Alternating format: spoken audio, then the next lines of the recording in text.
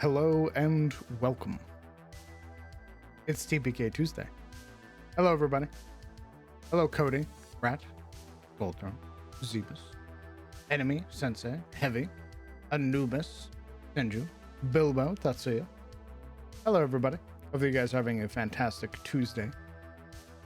Hello, Seth. Hello, Sizzle.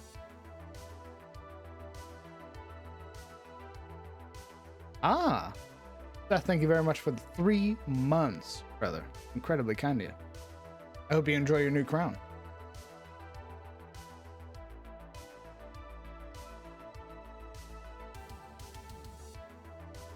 Am I having a good Tuesday? Yeah, I am. So far. No complaints or anything.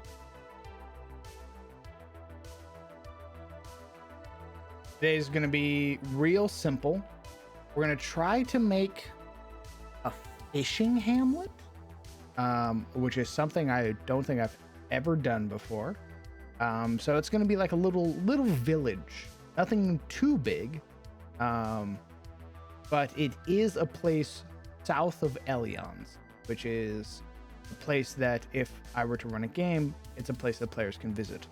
So we need to do that.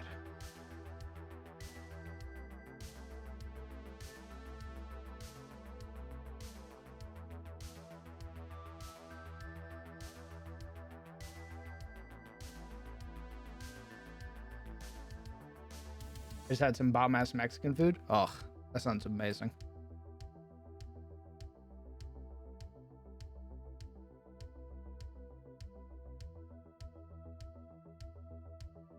Gucci.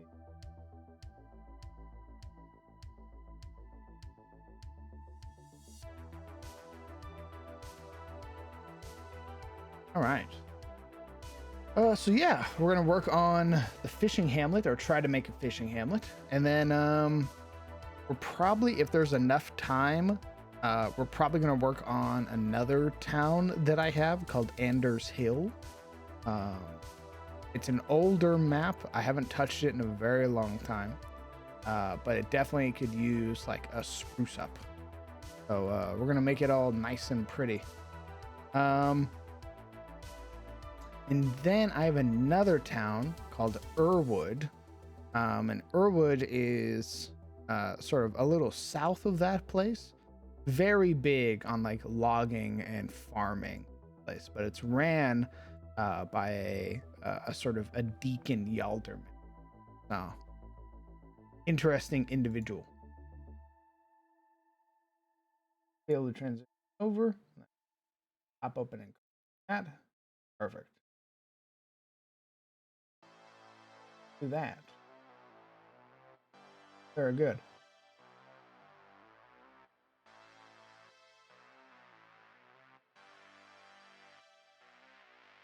Watercolor cities. 4K, and then we're gonna do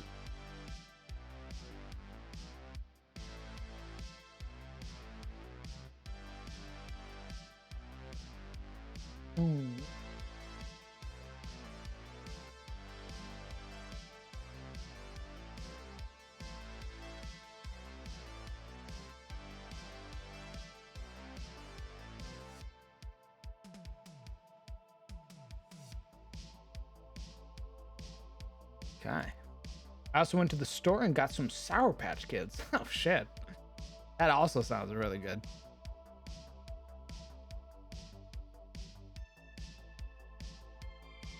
Okay.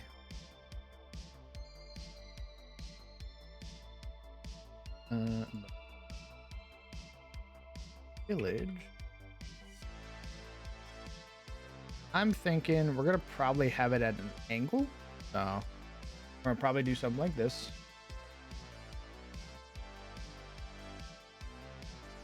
Very rough draft, but probably half and half. So this area is gonna be water. And then this part's going to be forest.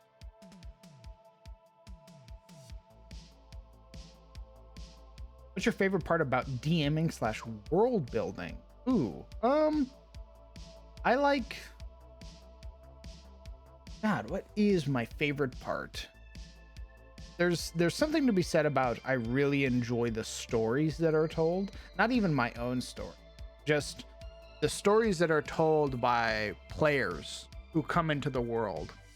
And when a player is really invested in the world, when they take considerable interest into the setting, they'll go out of their way to just pop off with some crazy ideas and stories.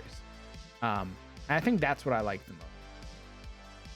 I like being able to facilitate those adventures. World building ultimately ends up, it's a thing of mine that I've been doing for so long now, where I just like writing.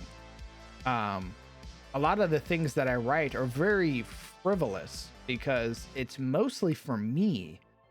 It's not really something that a player character, if put into a D&D setting, would give really two shits about. Like naming every saint for every god and every prophet for every bad god and things like that, right? Like your gods don't, like, your players aren't really gonna care unless they're making something where they are forced to care. Like, yeah, I'm a cleric, so I need to know your gods. But on a base level, a player can come in and never interact with that portion of your world ever.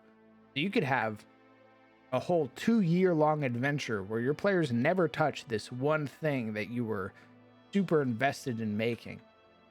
So for me, it's just to do it. I just enjoy doing it.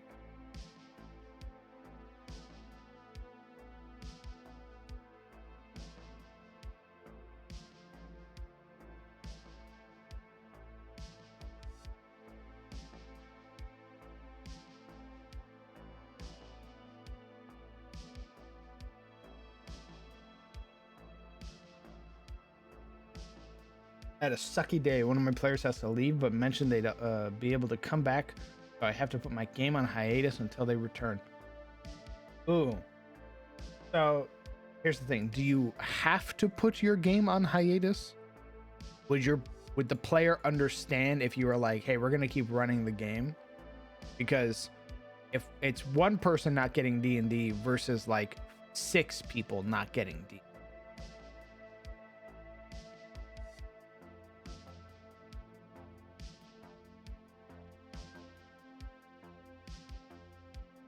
I think we're gonna do the dark green.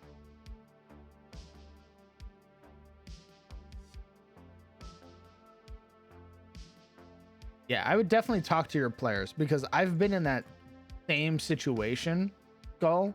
And my players were like, well, we want to play. Like, ultimately, you're like, I can understand wanting to save the game for when your player comes back, but if you still have 4 other players that want to keep playing.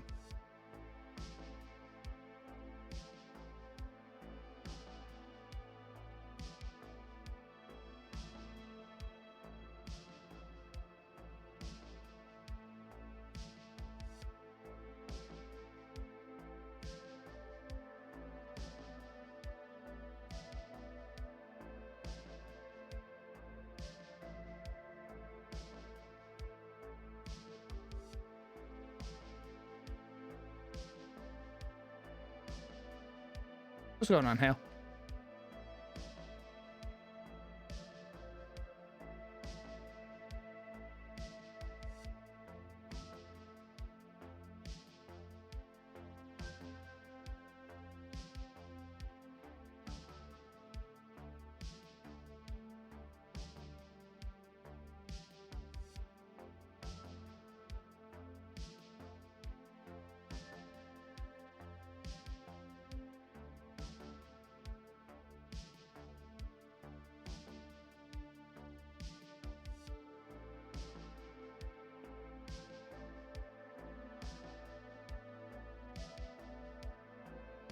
Ooh, I could actually throw in some crag. That might be it. Give it like a little bit of like a cliff face.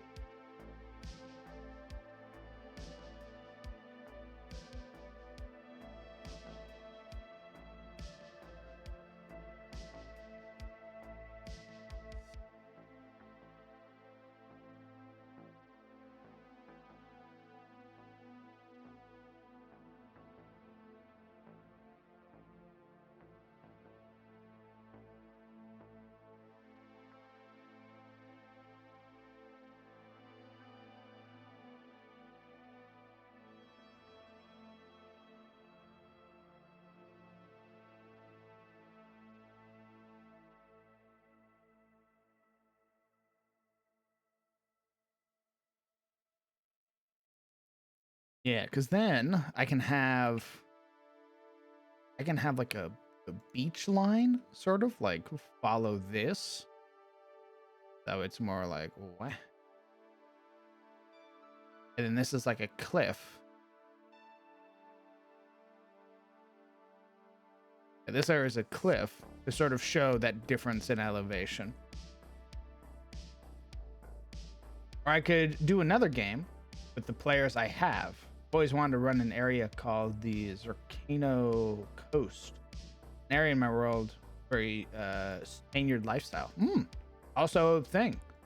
Telling your players, hey, we'll pick up this game when friend comes back. Until then, what do you guys feel about playing in a different area? But be mindful, because if your players start liking that area a lot, they might not want to leave when when your friend comes back.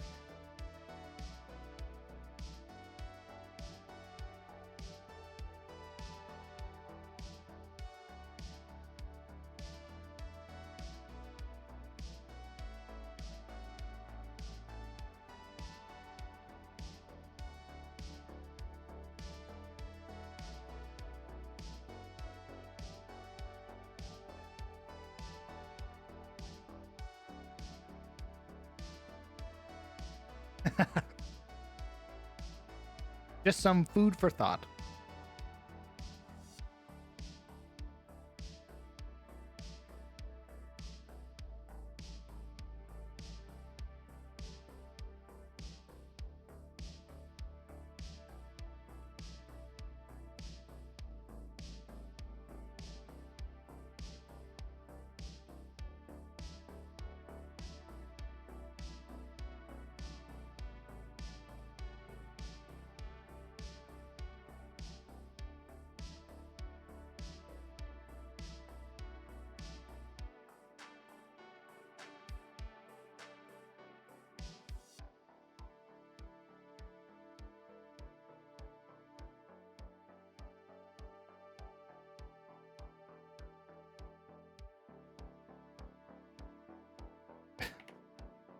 Boy, I'm just hitting all the wrong buttons.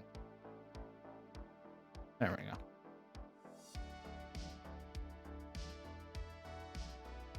Bullet Magnet, thank you very much for the 6 months for half a year, brother. What has missed? Nothing so far. I've just started working on this little village, so to speak. Now, you've joined at the appropriate time.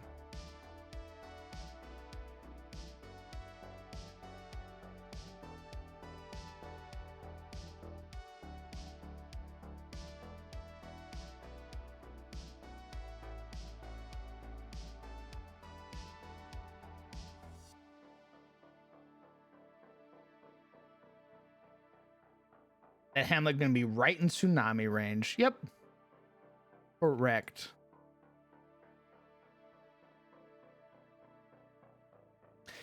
This is a ocean fish.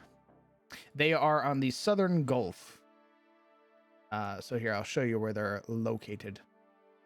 Using the hex map.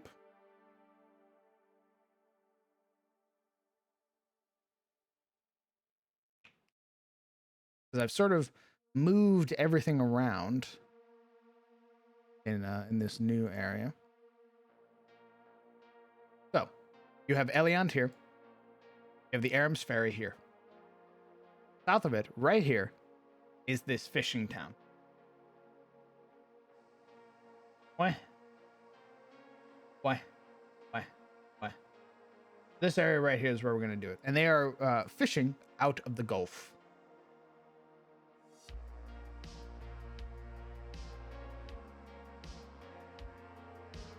Also, after going through a bunch of unfortunate circumstances, I finally going to play D&D this Friday. I can say that with certainty. Hell yeah, brother. Glad everything started working out for you.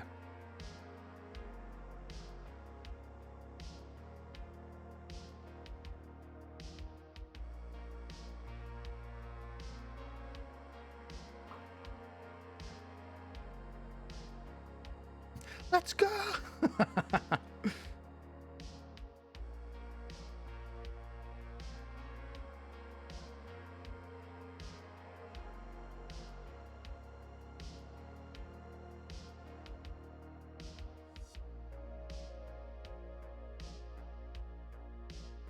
Okay. To place some smaller trees. Sort of fill out this area a little.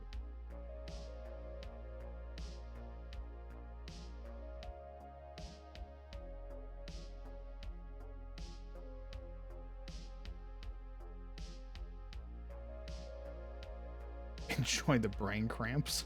Jesus.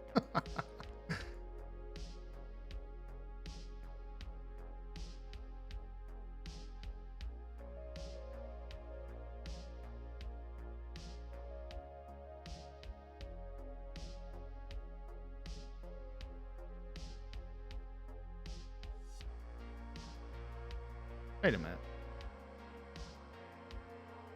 Where the hell did my cliffside go? Wouldn't you like to know? I would. Where the fuck did it go? That's classified information, sir. Got deleted because I was a fat-fingered shithead.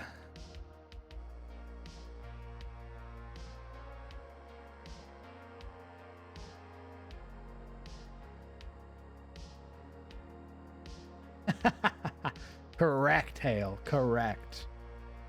I am making an area that when the party rolls up, it will be undergoing some level of fishing tournament that is happening in the region. The King Pike Fishing Derby has engaged once more. Its 200th year anniversary.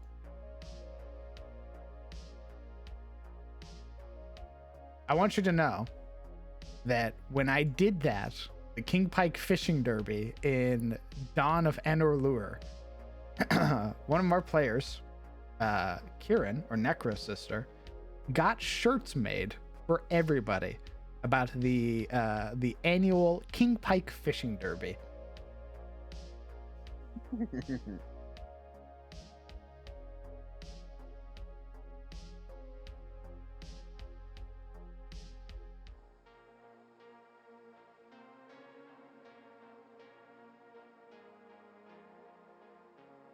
I have another question. You have a good method of dealing with bandits and criminals. How do the people of Tyros and laws therein deal with pirates? Ooh, pirates are a sort of different situation because pirates only really get handled by one fanghold in particular. Yeah, they got real shirts made for the game. It's amazing. So there's only one fanghold in particular that deals with piratry. And that is... Oop, didn't open it. That is the fanghold of Eridhurst. Ran by House Wyrmgard. Their capital is Tidehall.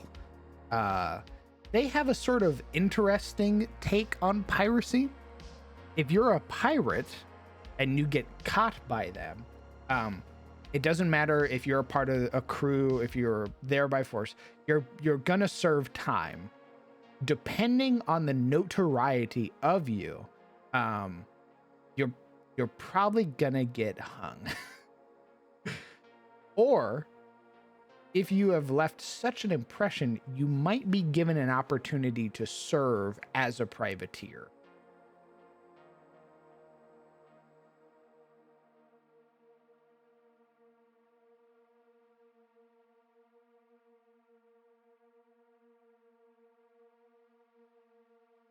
Do the pirates have a scurvy mechanic? Come hell or high water, we'll give them one.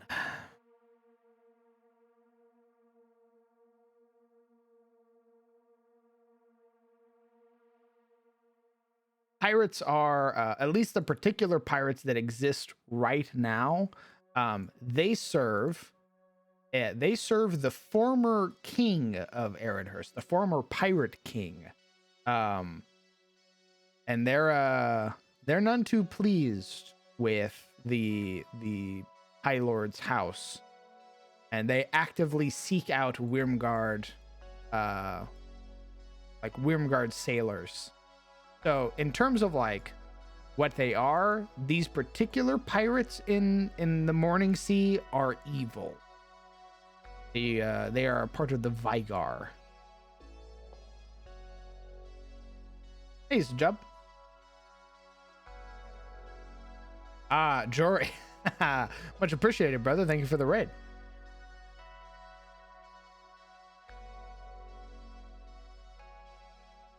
What are you guys doing?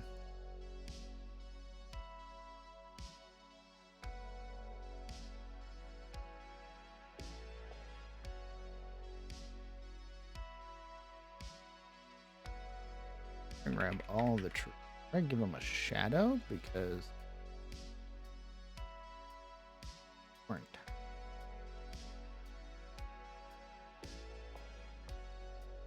Was playing Age of Wonders and then started to do my Genshin sponsor, but they're in maintenance. Damn, that's unfortunate, brother. I hope it goes well for you. Time for 14. Nice. Very good.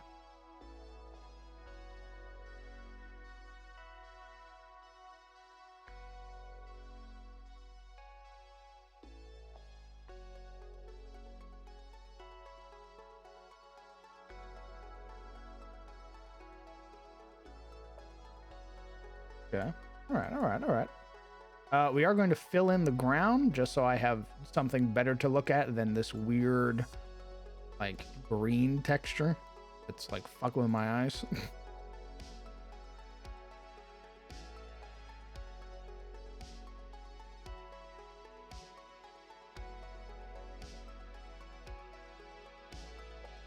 That will suffice for now. I want to play 14. My bag crowned, my bag. They were like, oh, is that guy doing sponsored content? Yeah, put the game on maintenance.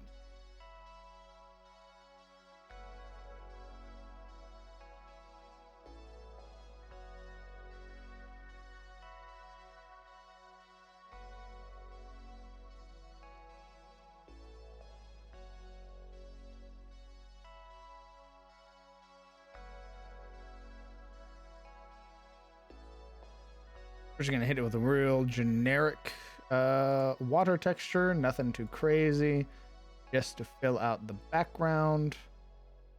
That way I have something to work with. Okay. Ooh. Damn, I'm sorry to hear that, Dex.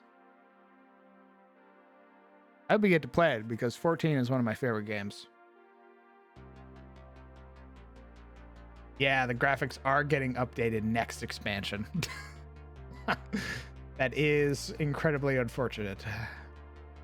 We're actually going to make some hills now that I think about it. Some big old hills. Big old hills and big old eyes. Right.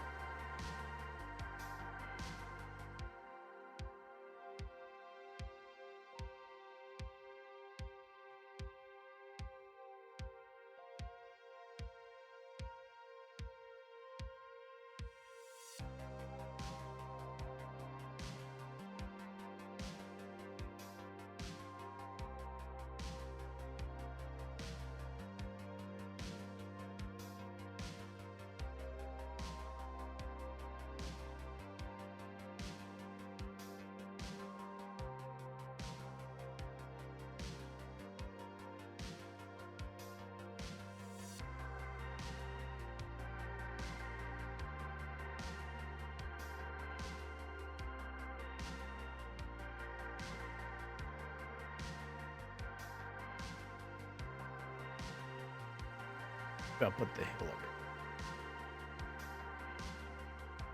This village is in tsunami range. You could put down some marker stones indicating high safe ground. Yeah, probably. I'll have to figure out how that would look in a sort of top-down map like this with very like simplified textures, but should be doable.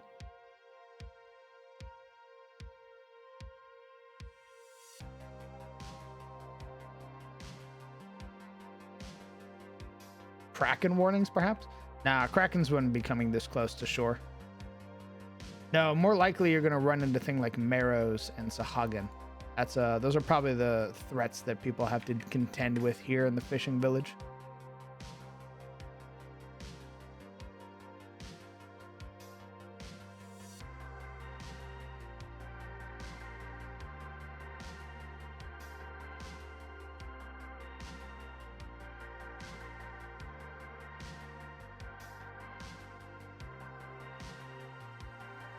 And drowners, that's right.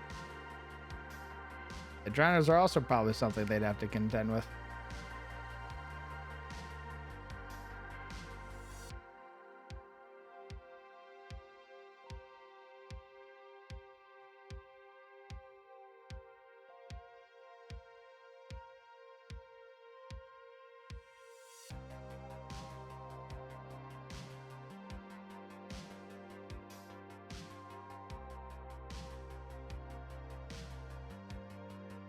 Or sprinkle in some.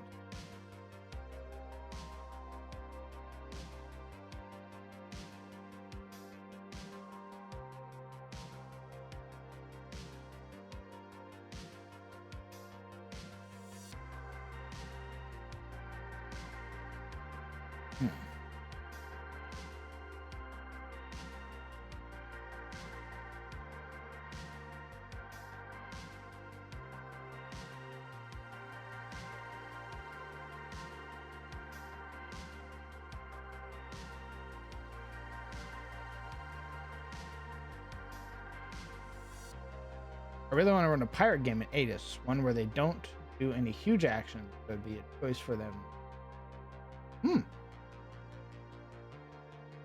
But they don't belong to any huge faction. That'd be a choice for them later. Yeah, nice. Yeah, usually pirates hang out around here. They know that a lot of sailors won't generally come this way because of the Bay of Glass and the sort of more precarious nature of the Shattered Sea. So they'll generally avoid this area, but pirates love hanging out on these little islands and shit.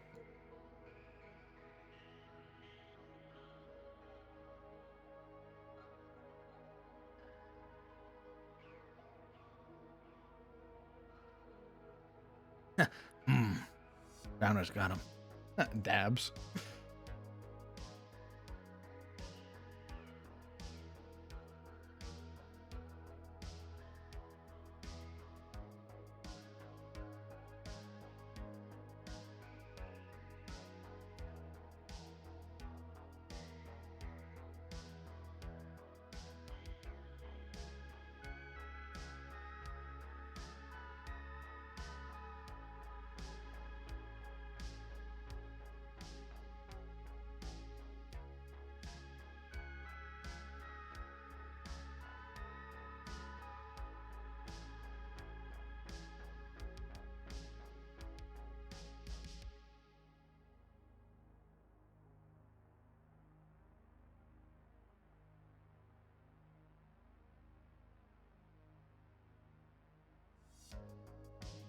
There we go.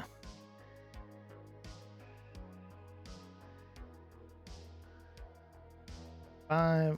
Set it to 12. Push it out just a little bit. Give it that the depth that it needs. And we slap on some motherfucking trees.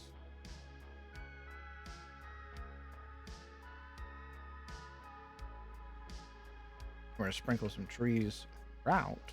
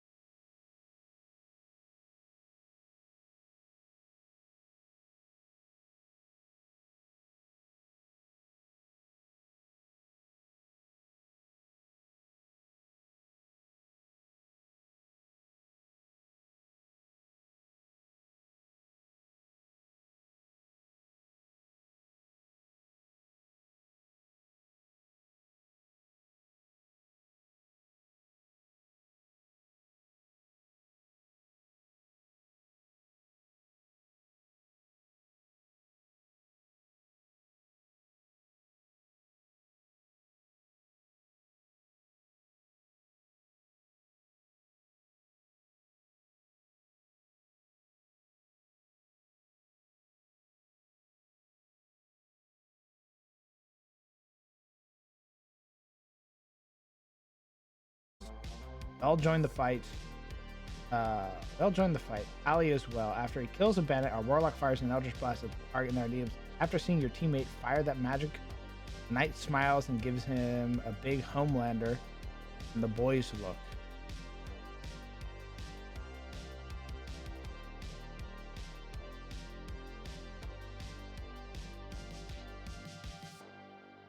I demand a marketable plushie.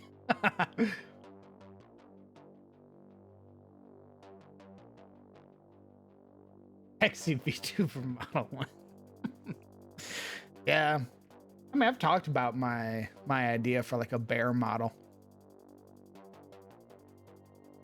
That's mostly like a dream.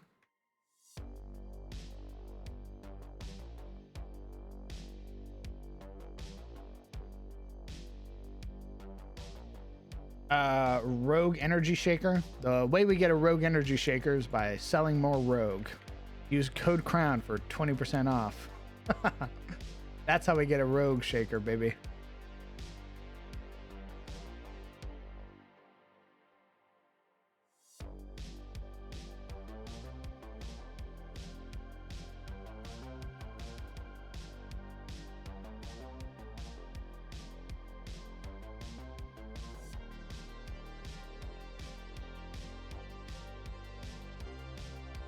A Perkini. What about a Marius model? I don't know.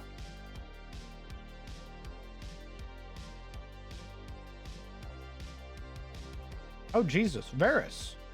Thank you very much for 10 gifted subs to the community. Incredibly kind of you, brother.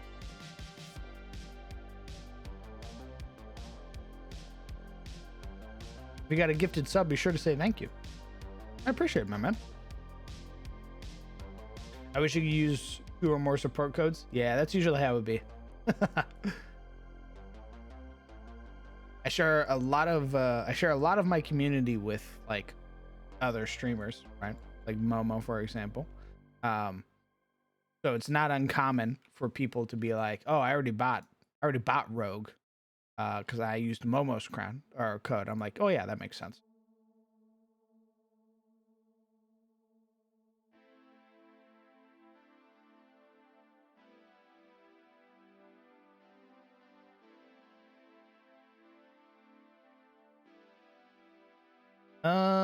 How familiar are you with Pathfinder 1E rules? Not at all.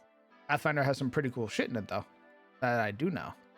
But in terms of knowledge of it, the game, I have none. Marius in a bikini? I'm pretty sure there's fan art of that somewhere out there.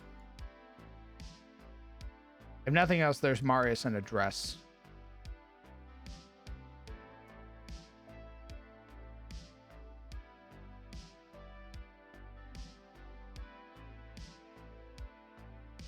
Would you want to do 2D or 3D?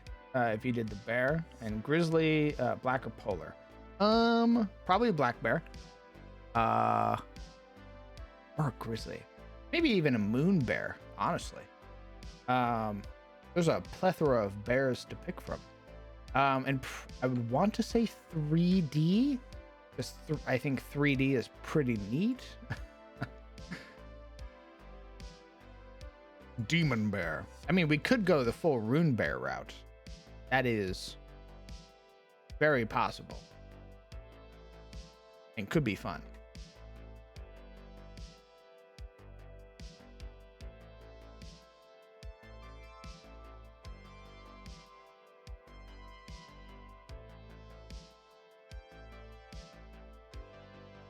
I found you through Brett's campaign into the Shadows Breach, but I found the campaign through Lobos. Nice. Lobos is a homie.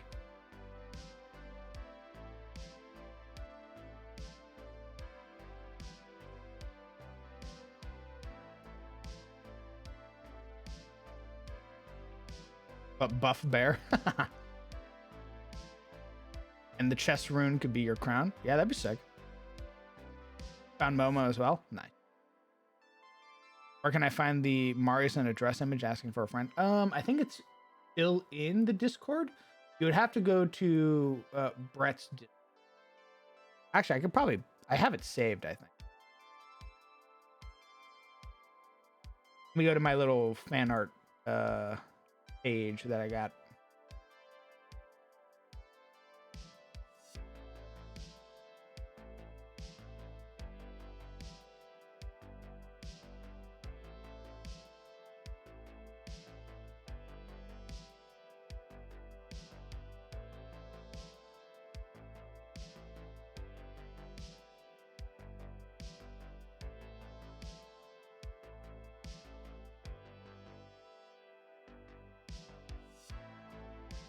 That's right, Hale. Just go full Bara. Ah, here we go. There you go. I'll throw the screenshot dust.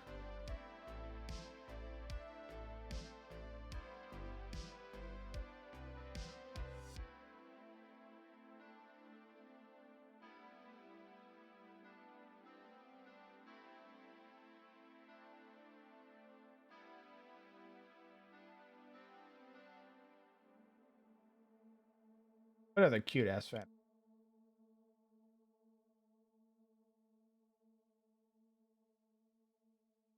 There's so many great pieces. It's insane.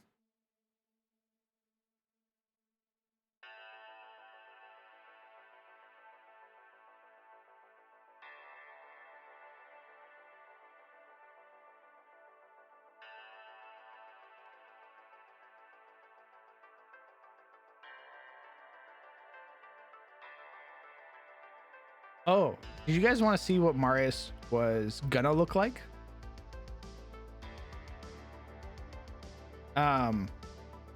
The artist that we were working with ended up not being able to complete the commission, which was a shame, because they've done amazing work before in the past. Fucking awesome stuff. They did the art for Cometh the Fall. So Momo reached out and we were getting some art done, and this was the initial design for Marius.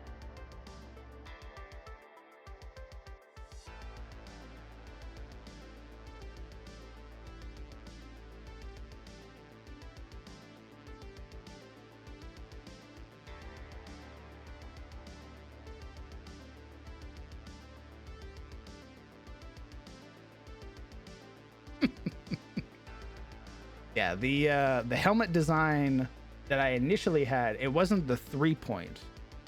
The initial helmet design I had was I believe his name is Bloodsport. This was the helmet sort of motif that I was going for. The top is retractable, and it would leave that sort of segmented bottom jaw along his own jaw.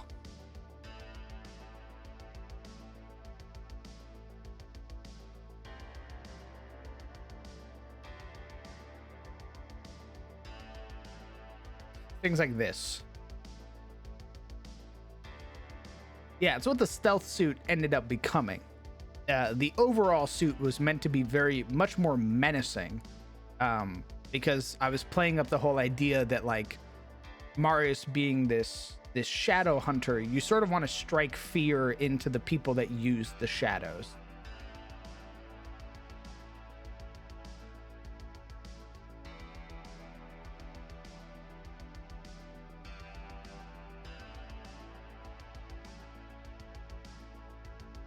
Correct, Batman.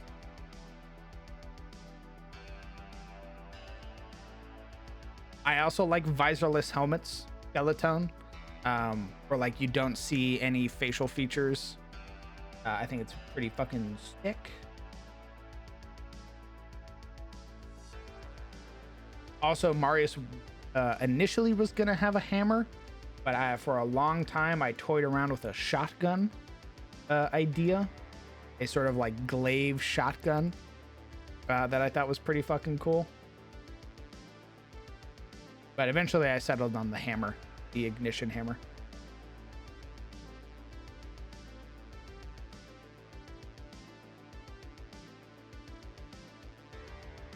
Just the way that things worked out. And eventually I found out that Bloody was also using a glaive.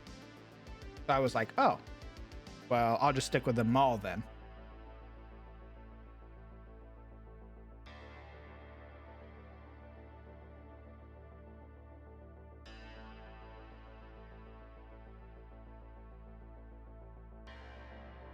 I would trust Marius with a shotgun. Good.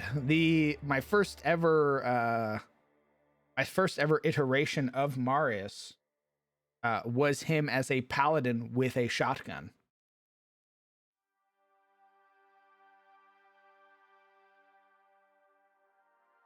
Let's make this goofy comic fantasy gimmick premise work with sci-fi in a superhero movie. Yeah. I also really liked his design. These are this is the frame that I used to base his motherfucking prosthetics off of. It'll load. Taking 95 years. Marius is gonna be Doom Guy? Yes. Unironically, full stop, yes. Marius is gonna be Doom Guy.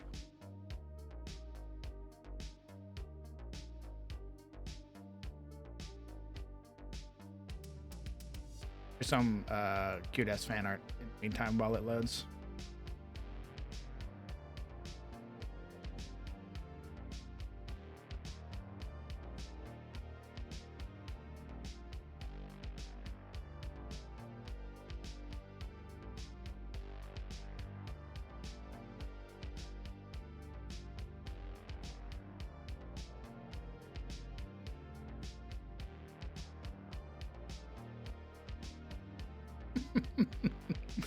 Correct, it is Grand's art.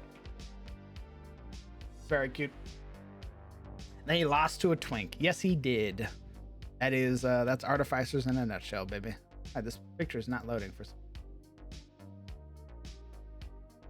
I always kind of viewed Marius as a protector, kind of a character, or a protector kind of character. And it made it so much more impactful whenever I saw him get serious or angry. Yeah, that was definitely not the first version of him. The first version of him was very like conqueror paladin. Like, I will reclaim Asmodia because Asmodia is mine. You don't seem to understand. Asmodia isn't yours to conquer.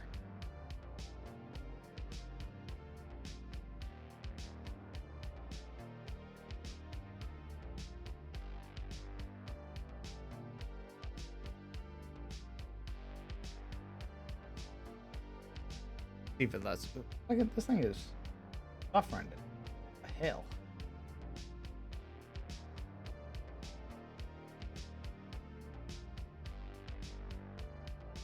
Yeah, the first version of Marius, that motherfucker was lawful evil.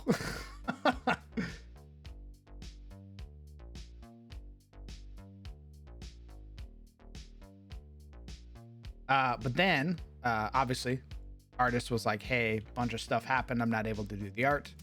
And then Momo ended up finishing the his face. And then I had another artist who did some really quick work to do his like first design.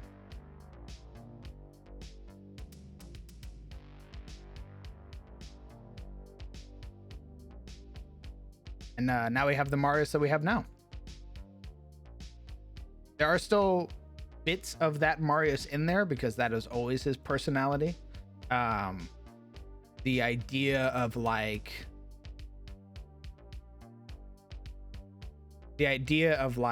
I will do what it takes to reclaim my homeland. That ideal is still there. Like I've talked about Marius being willing to sacrifice members of the Shadow Hunters if it meant success. Like that's still very much a thing. He would hesitate. But there are some things that he's just like, nah, my conviction is too strong. Reclaim your birthright, son of man. That's right, baby.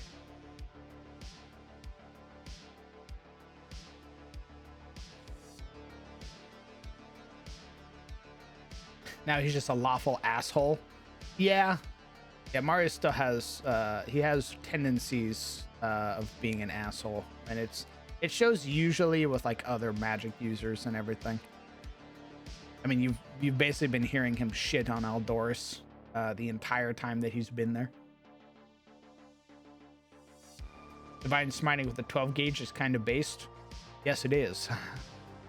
It's why I wanted to do it. Because I also thought it was fucking based. What's going on, Bullet Magnet? Oh, Ella. Thank you very much for 10 months. Incredibly kind of you. Sorry, I was rambling about my OCs. Thanks for sticking around. Which are we pondering today? We're pondering the map making currently.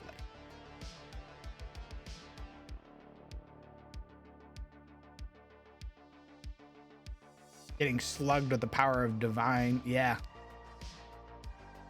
That Marius, even as a paladin, he wouldn't have worshipped a god. He'd have still been worshipping the Reaper.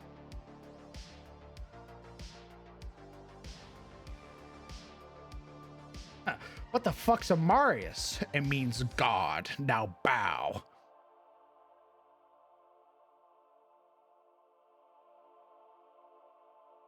Yeah, Marius still has the idea that the gods are useless, that if they did exist, that things like Asmodia wouldn't be a thing. And then he knows that there is one god, and it's the god of death. Because the god of death is there always.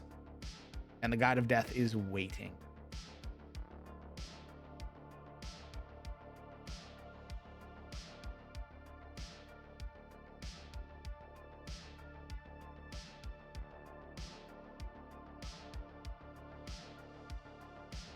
I mean, it sort of depends on the setting.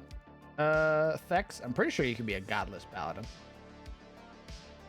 Marius believes in science. He does believe in science, but even he's sort of like, science has yet to create something that could keep man, like, stave off death. Death is inevitable.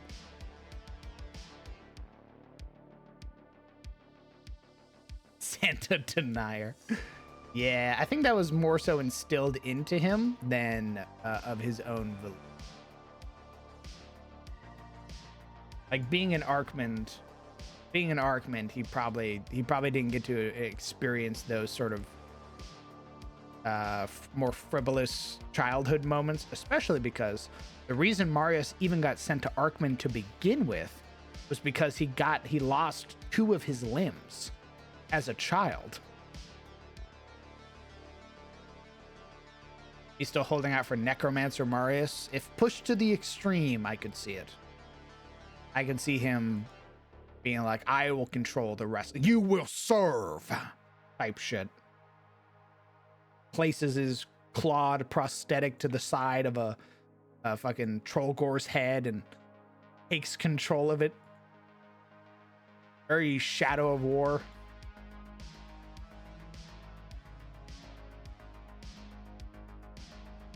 That's right, Darth. Even in death, you will serve.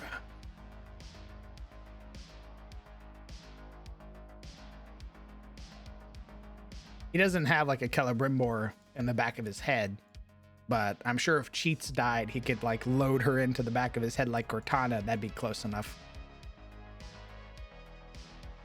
Mining someone with a double buckshot is the most American thing I've ever heard of, and I love it.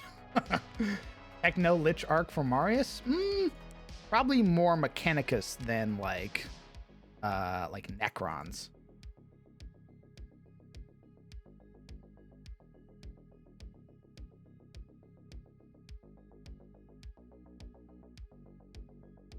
Hypothetical. Blessed tank shells equals divine smite tank. Ooh, I think that'd be up to the DM. Brett might let it happen.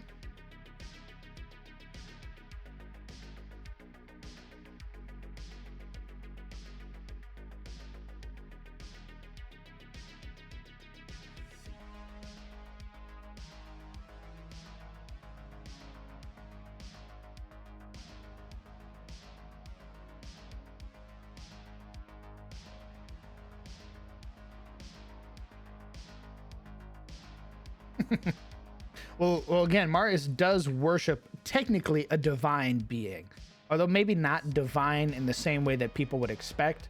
Marius worships the Reaper, the entity known as the Death. His quote is, "The Reaper is known to me. I do not fear him, but you should."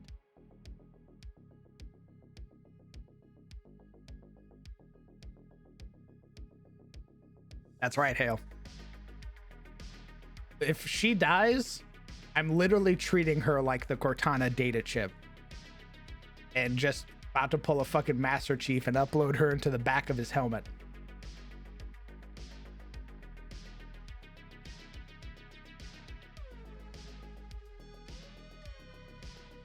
You guys gotta remember, Brett's just got COVID.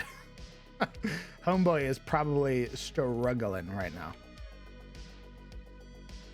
Marius cheats his legs for speed. Nope, they would not fit him. He'd have to refit her legs to himself.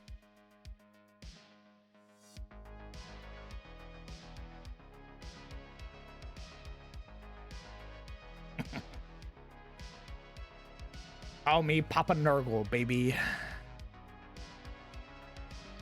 No, I don't think I will.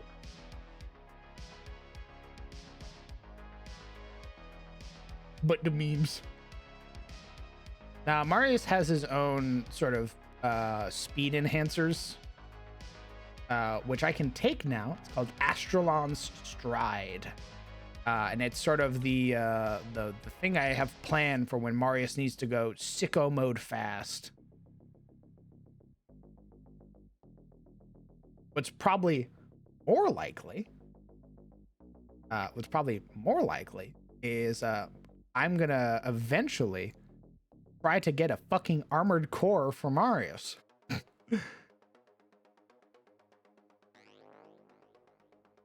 Watch out for friendly fire. I won't miss.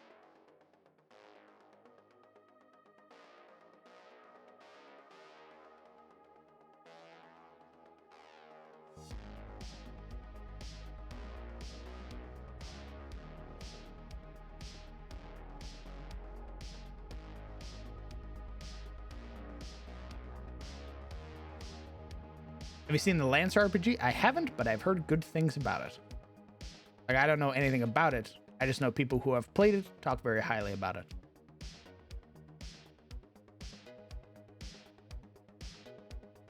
Have you used a spell like Thunderstep to make a badass entrance to a fight? I have not.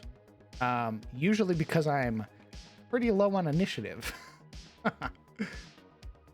But should I somehow manage to roll higher than the Gremlin Rogue, I'll do it for you, Bilbo.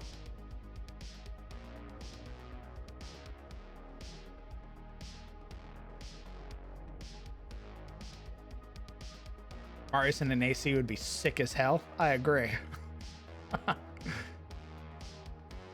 Hey, buddy. Yeah, stand by for Titanfall. Stand by for what?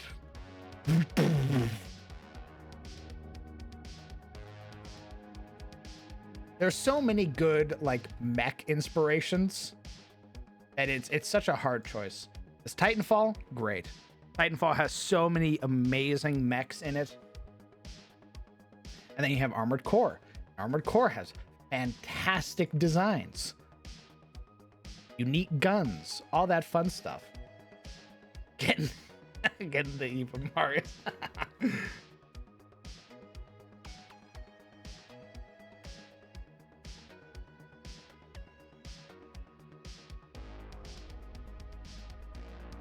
This is your only chance.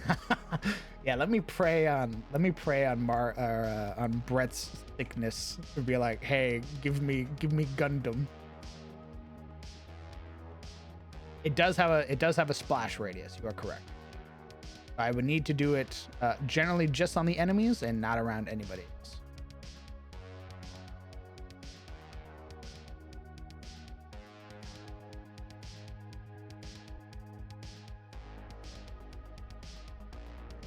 I'm so curious how using that space station as a fucking spear to hit the baby god. I also wanted to know what would happen. That was a big point of debate in my head, was we could just fucking ram this thing into.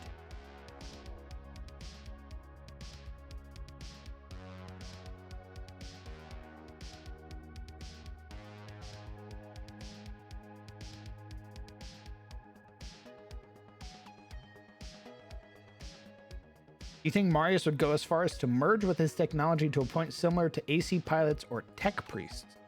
I think if he lost another limb. You can't fire a hole into the surface of Io. Click, click, click, click, click, click, click, click, click.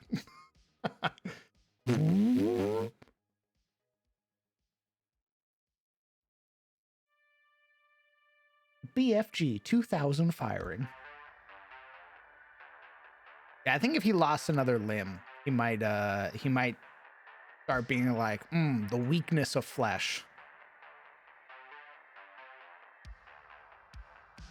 But as it stands currently, he's like, it is a means of me being able to survive in this world.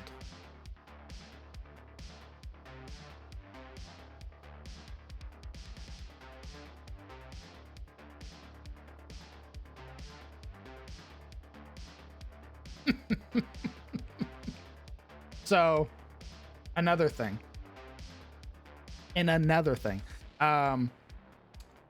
So I asked Brett very specifically early on if it would be possible for Marius to get a crucible a la Doom.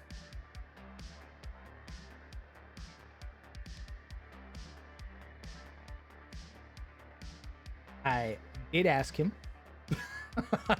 I was like, hey, there's a really cool like sword that the fucking that Doomslayer gets, and he has a really dope animation where he stands on a pile of demons and activates his fucking crucible, and I think that's sick as fuck.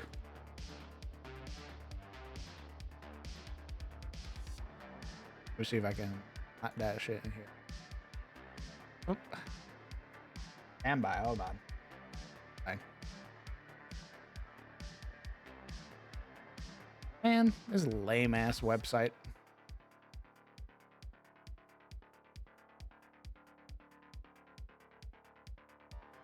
Never mind, you freaks. You don't want to work website, so be it. I'll go back to map making. Is Marius forklift certified? You better fucking believe he is. Does he have a driver's license? Yes. Yes, he does. Marius can drive and operate vehicles.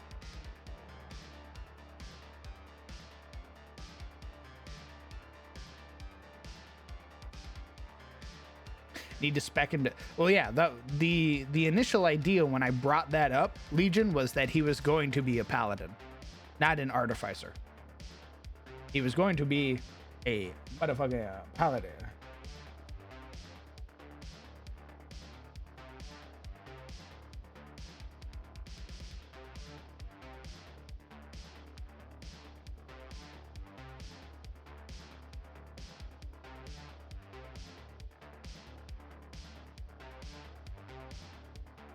Can he parallel park? Yes.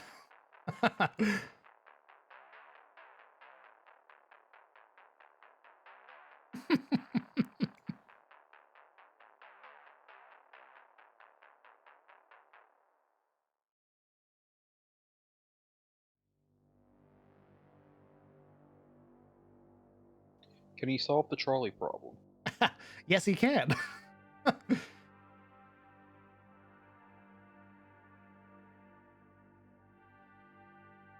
Can he Tokyo drift a planet? Probably not.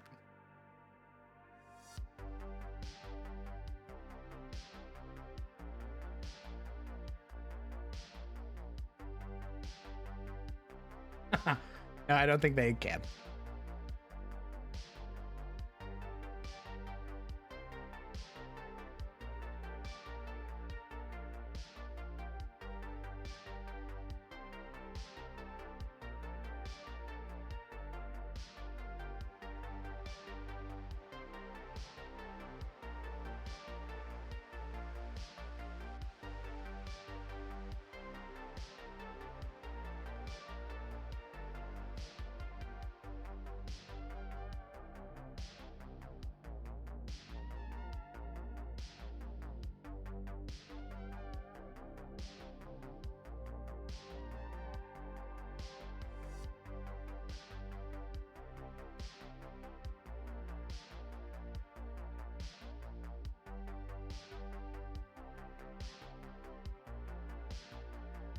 Marius is both the one pulling the lever in the trolley problem and the one guy that's stuck on the rails.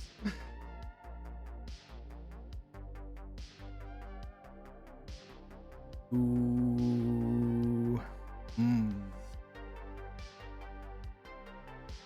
Would he be willing to sacrifice? Oh yeah, baby.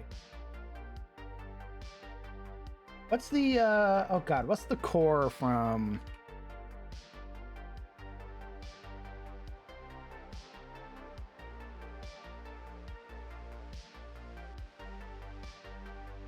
there's a very particular core in I think it's like white something.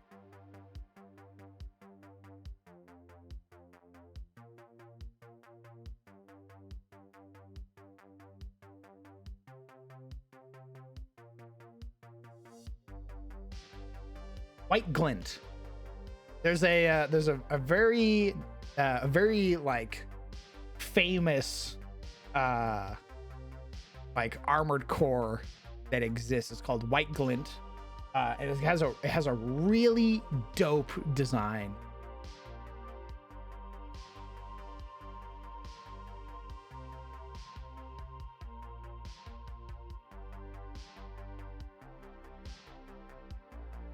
I think Marius would sacrifice cheat for the greater good.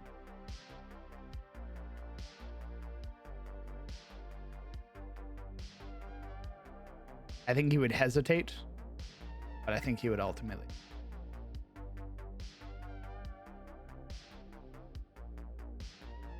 But it would have to be like actual greater good, not like some weird superfluous bullshit where it's like, oh yeah, you sort of save like 2 people.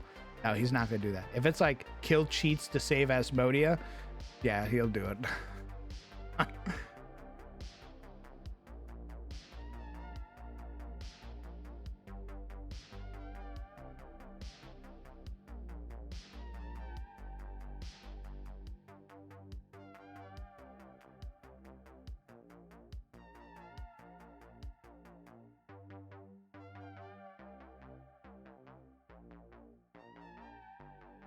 Yeah. That is the thing, guys.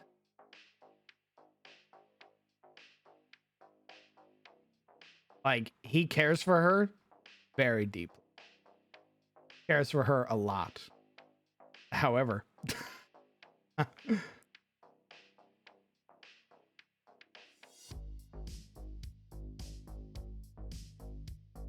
sacrifice, no victory. That's right.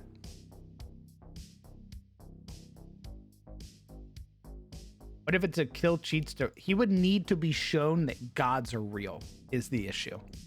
Right now, he's like, gods don't exist. If they do, they're fucking worthless. They gorge themselves on prayers and sacrifice and the piety of better people and do nothing. They are worthless. Look at the suffering of Asmodeus. You're going to tell me that there's gods out there in this world? Sure. I have a bridge I can sell you.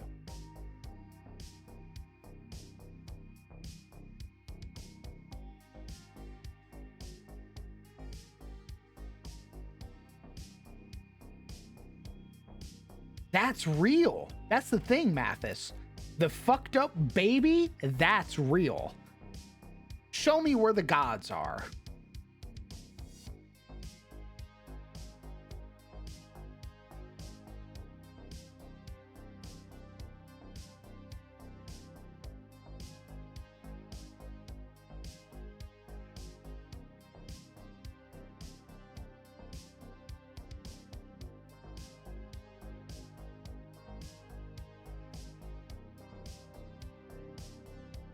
I thought I was gonna like this, but I'm not actually liking it.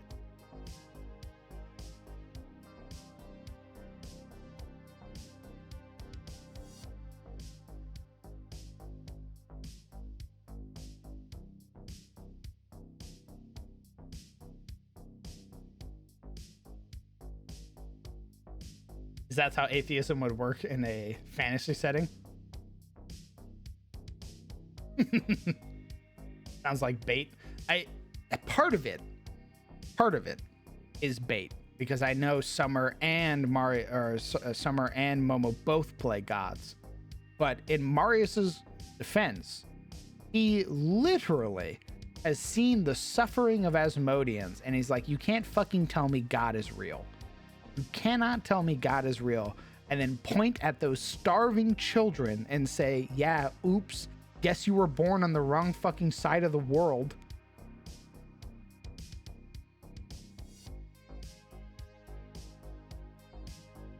Yeah, God exists in Kathos, just not Asmodea, Lomao.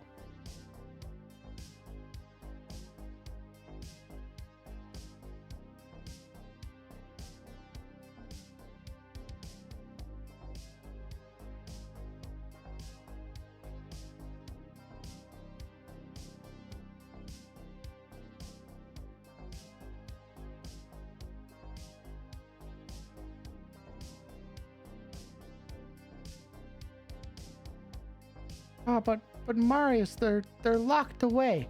Yeah? Gods are locked away? Them fucking gods they are.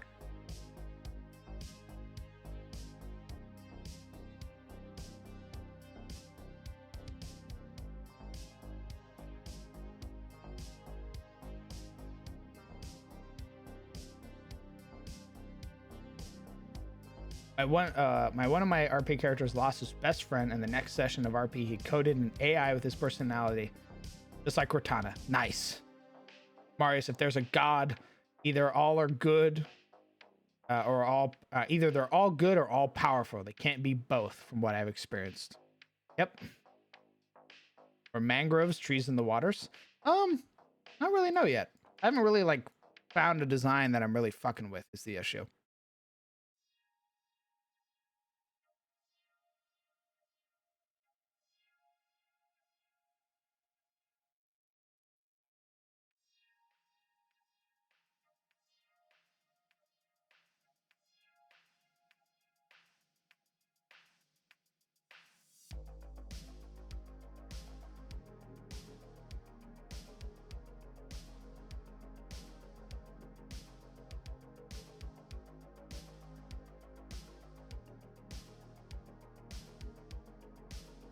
Slap some down just so I can have an idea.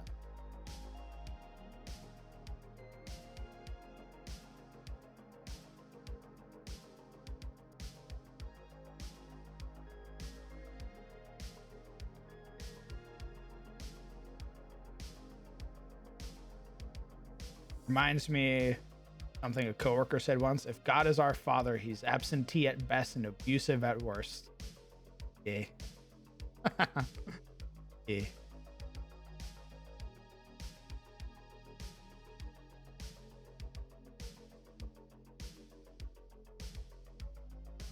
I hope Marius gets proven wrong and the gods show up and do some shit.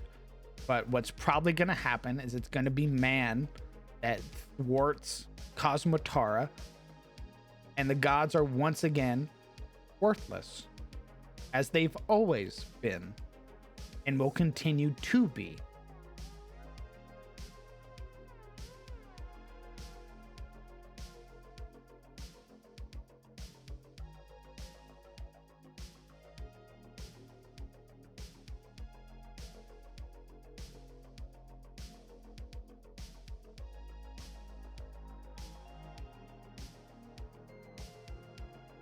If the gods were real, he'd have been smited ages ago. He's been cursing gods from the moment he lost his fucking arms, or his arm and leg.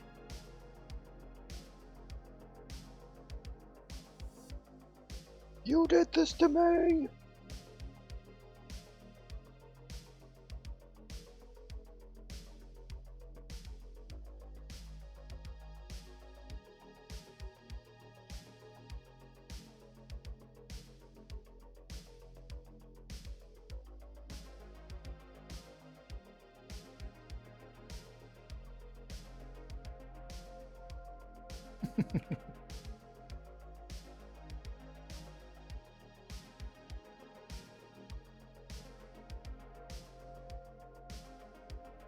If Marius dies, I wonder where he'll go. Marius believes that he will join the Reaper, and the Reaper will pass him on to wherever he is meant to go next.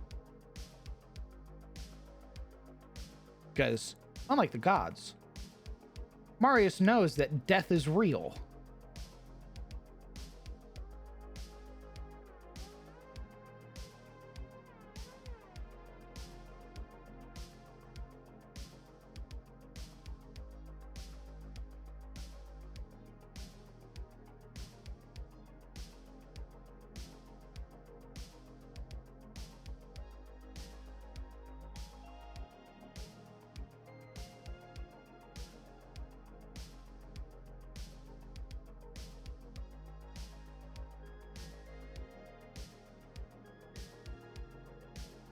Ends up in the realm of gods.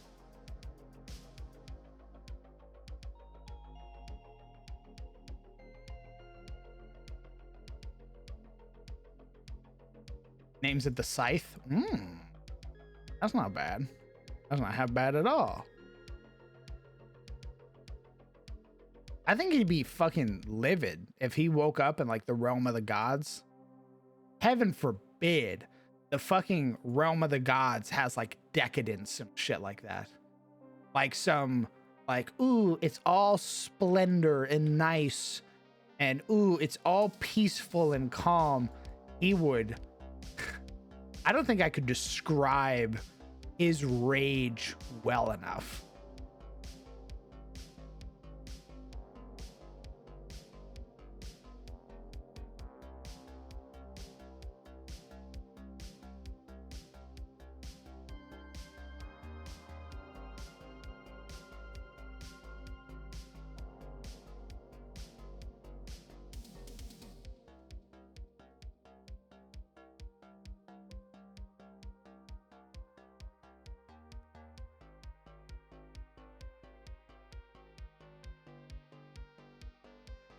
Goddess Frank.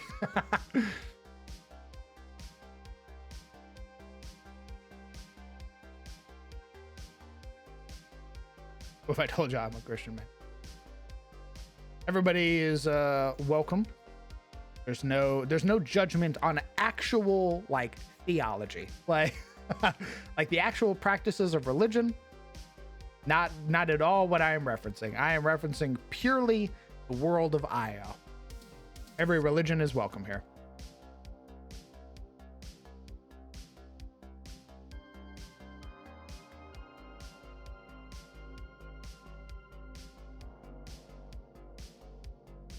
Marius doesn't like the gods because of neglect, then why does he believe in death as an absolute when necromancy is so prominent? Because necromancy is a subversion of death. It is a twisting of the practice of the Reaper. You are stealing from the Reaper.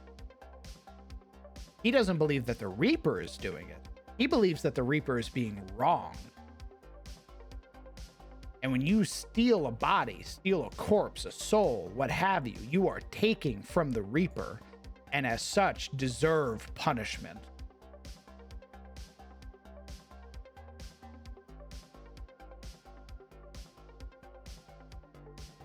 All for Into the Shadows Breach becoming a Gundam anime? Nice.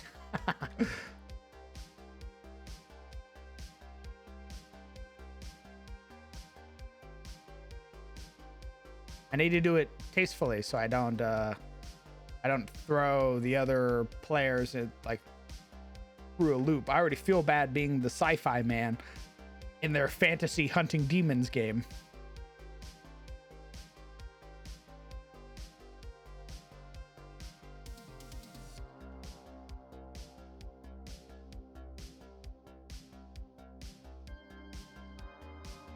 Yeah, I mean, I guess that's fair. I treat the Reaper like Kelemvor. I know he's not. I know the Reaper is an actual, like, a former player character. But I treat him like Marius treats him like Kelemvor. As well, there is another divine-ish being that Marius sort of has faith in, and that's Sicily. That's Saint Sicily.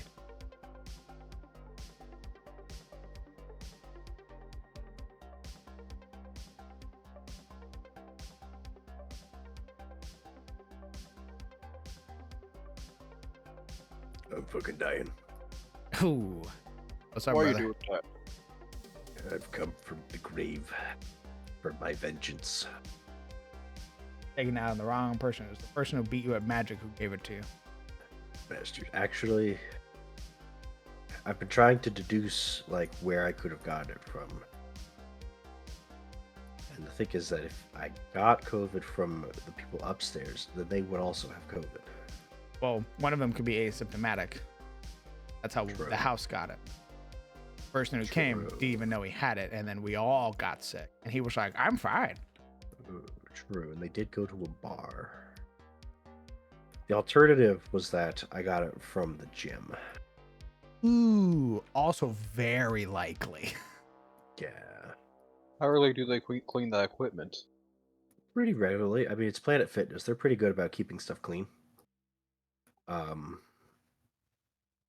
And they ask people, to clean it after they're done with it, which I do. I don't know if anyone else does, but I mean, you go into the lockers, right? Like, it doesn't matter how often they clean it. The third option was DoorDasher, who was an asshole. Ooh. An asymptomatic DoorDasher motherfucker. So what I'm saying is I was doomed.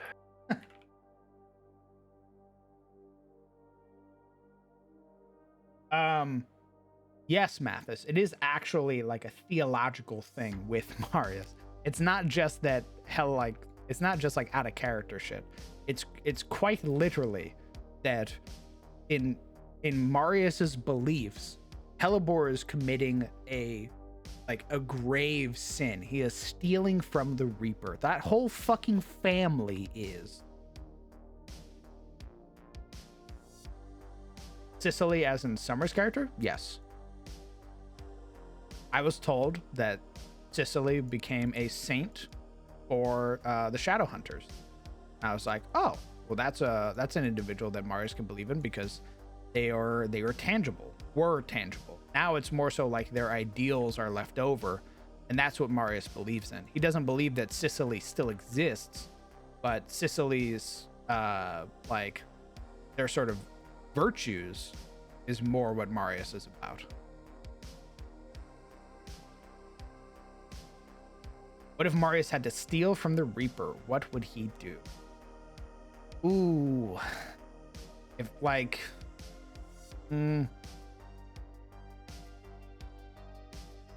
I think he would beseech the Reaper.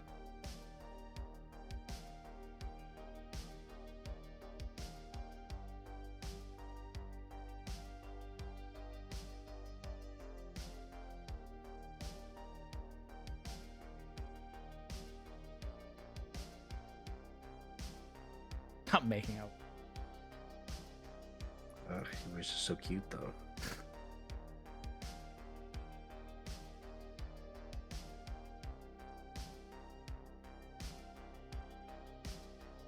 Revivify is necromancy. Correct.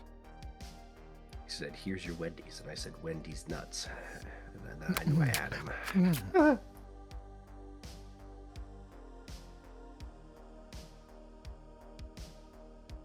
I think it would come down to the moment. Honestly, I don't have anything prepared for what Marius would do in a situation like that. Die. No, it would be somebody else dying. It would be Marius attempting to bring them back with Revivify and shit.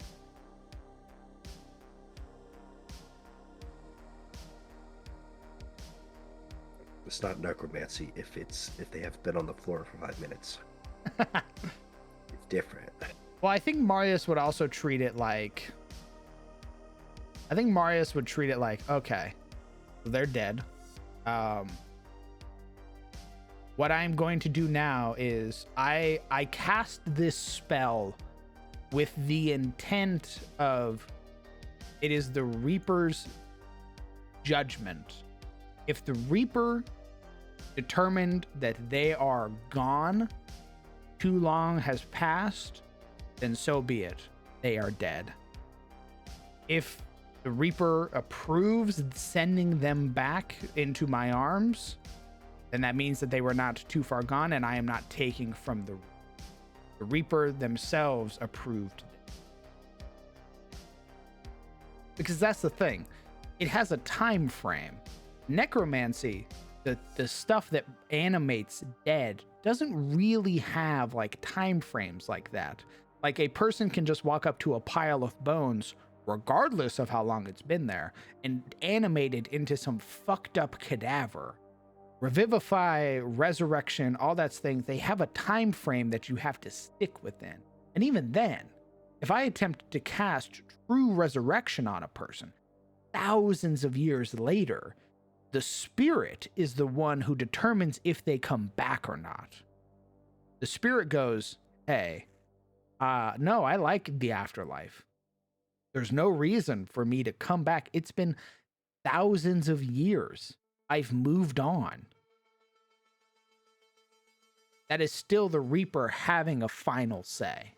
Versus the art of necromancy, actual necromancers, which are, I don't give a fuck what you say about your corpse, I'm bringing you back.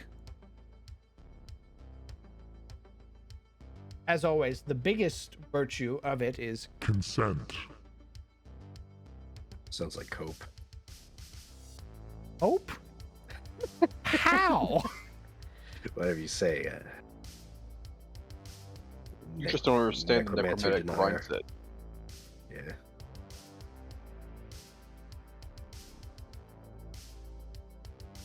What if the baby god ate the soul? That wasn't the Reaper's choice or the person's. Well, I don't think you can bring a person back from that. I think if the soul is like completely destroyed, there's no. I don't think there's a way to be like, all right, time to hop you back into a body. Unless. What if we took bits of other people's souls and mashed them together to make a soul monculus? Oh. What do you eat? Yeah, I think in that instance, Mars would be like, well, it's, you know, you've robbed the Reaper and that person of an afterlife. You will pay. And then once it's said and done, it'd be like, what? I've only robbed a piece of their soul from the afterlife. Come on. Not if you eat their soul. If you eat their soul, they ain't going to the afterlife. They get nothing. It's just the void, like, and beyond. Well, maybe that's better. If you don't like the gods, where the fuck are they gonna go? What if they like the god? This isn't Marius. This is somebody else Yeah, dying. yeah. Okay, what's the afterlife like in Io, you know? Because, like, is Oblivion really better than Hades? Or worse, I should say.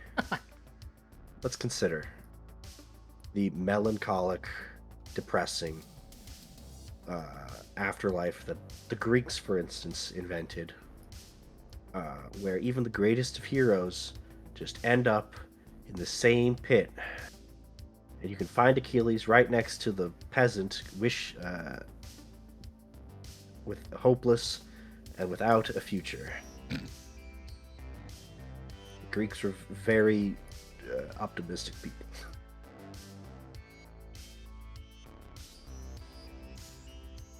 Greek heroes went to Elysium. Fucking Achilles didn't.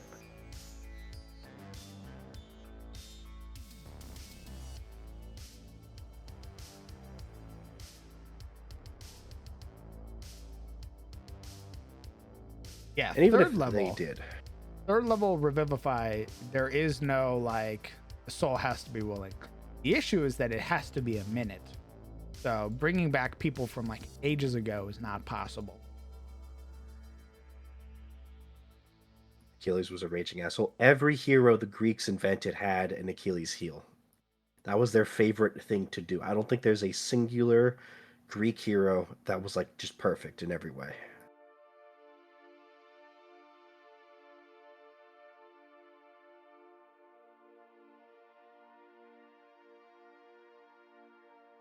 I mean, to the Greeks, even the gods were fuck-ups. I mean, look at Zeus.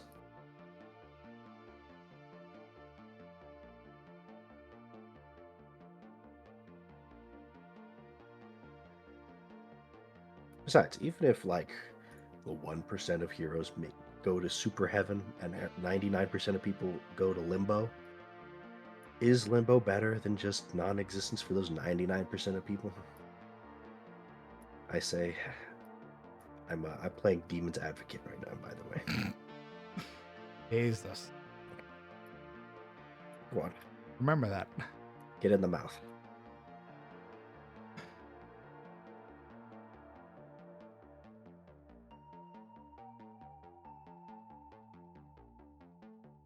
Does Mario see any difference between raising the body and fucking with the spirit? Yes, very much so.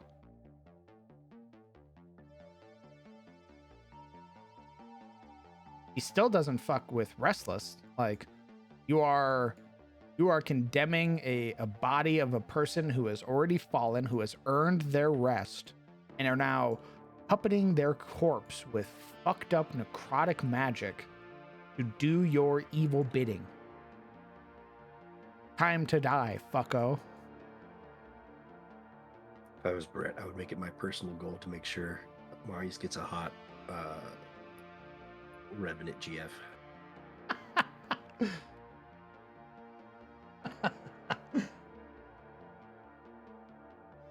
I see.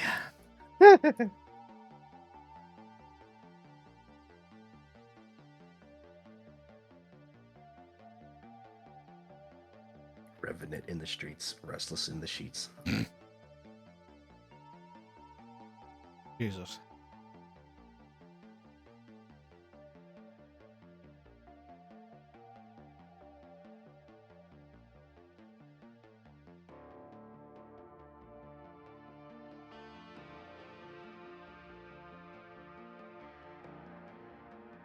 All right, that already looks much nicer. What do you guys think? Beach. Yeah.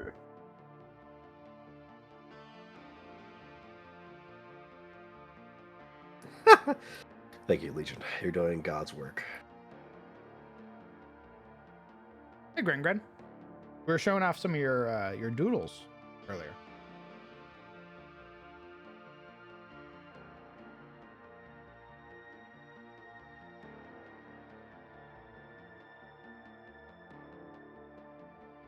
Would Marius consider what I said a viable way to get info or a crime against? I don't think Marius would go that far. I think Marius would have a Joel approach. I'm going to stab you in your knee. You're going to point on the map where the information is. I'm now going to go to your buddy. If your buddy doesn't point to the same location on the map that you did, I'm going to kill you both.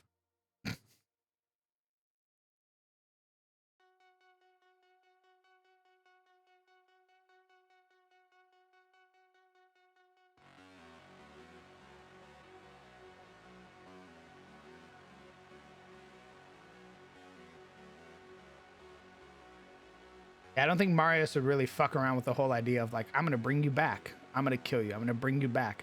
I think Marius would be like, okay, I'm going to set my taser to its highest possible setting. And then I'm just going to fucking grab you by the throat and electrocute you until you tell me what I want. Where's the information? Tell me.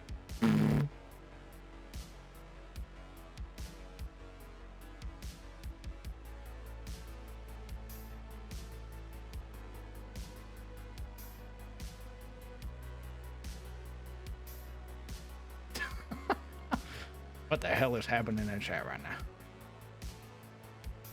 Who the hell is talking about thick revenant girlfriends? Uh-oh. Look, Gregor walked in. These things just happen. I unleashed the brain rot. You're welcome. I can bring you in warm or I can bring you in cold. Yep. I think the torture would probably actually come from like somebody like Vanya, if I'm being honest. Vanya's probably much more likely to torture somebody than Marius is. Just because of really how she operates.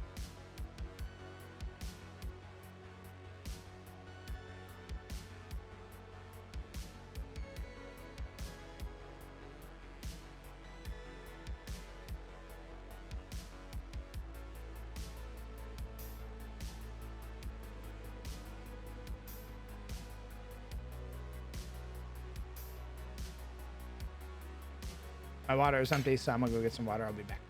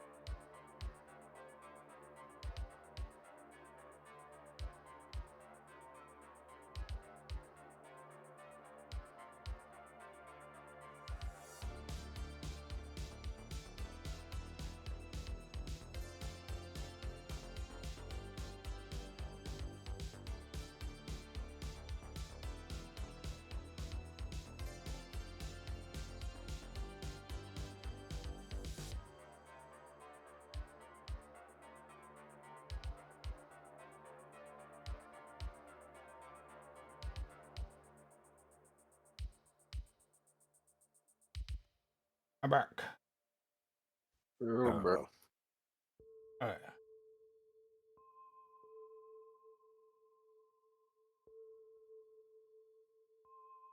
Ooh. You.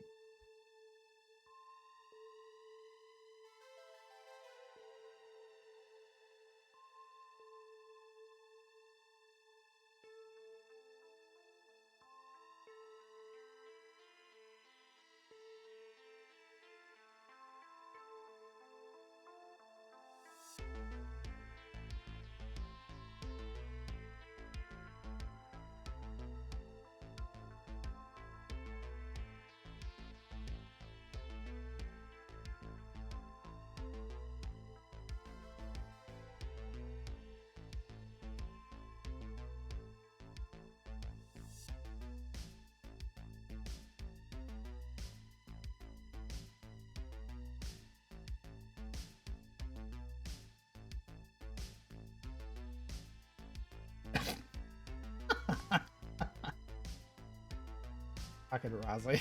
Oh no. Fuck, I'm old. What? That made me put. A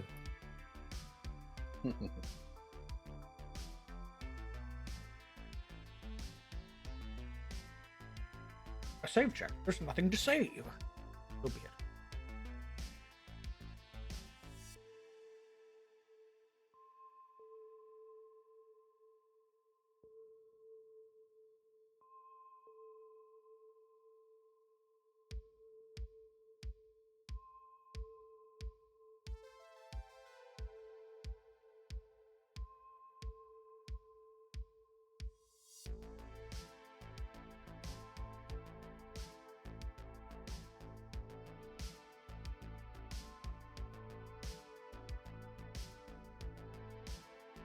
All right, give me a hot second.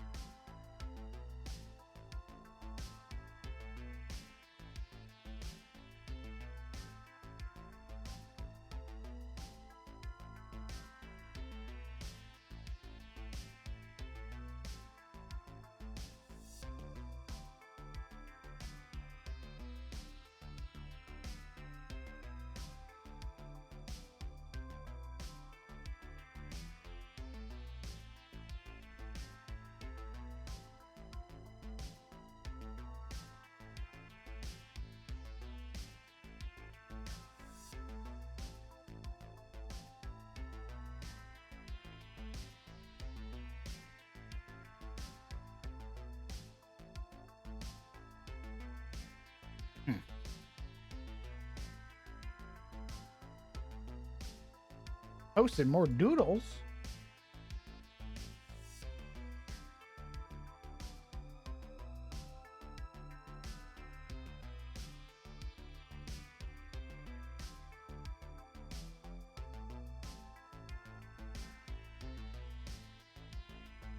I want the little shark.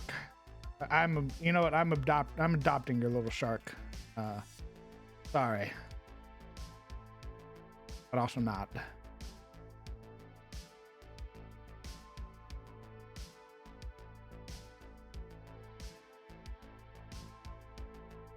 Yeah, I'm gonna put out. See the table that's around me right now that has the Nos and Huntress from Risk of Rain. I'm just gonna put Belle on there.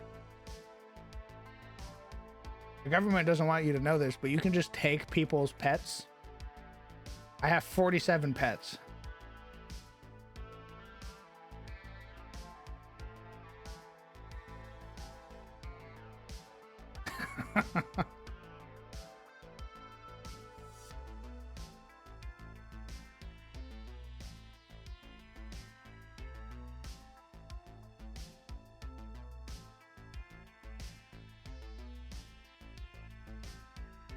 You're gonna have a lot of knickknacks? Yeah. Well, if you didn't want me to take your cute ass shark, you shouldn't have made them so cute.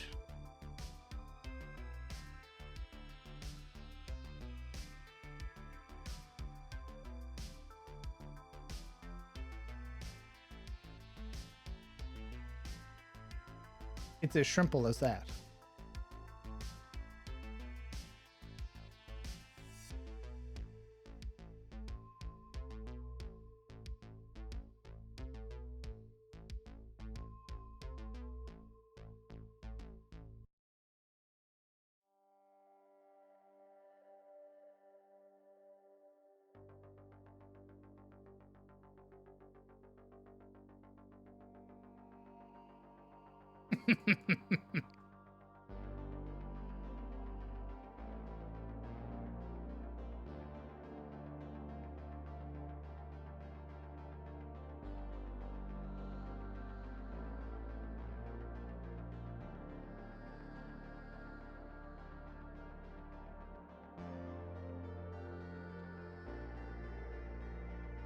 I don't remember. Gren, do you do commissions?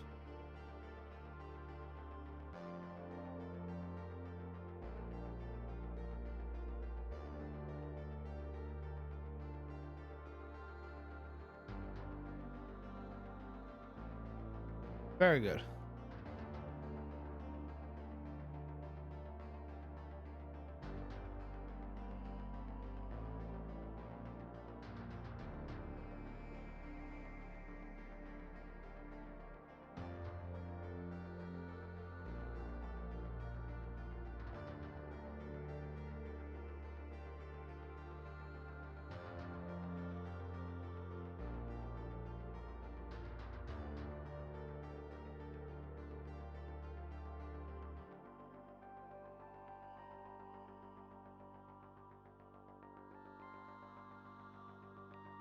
Agreed, Rat. Agreed.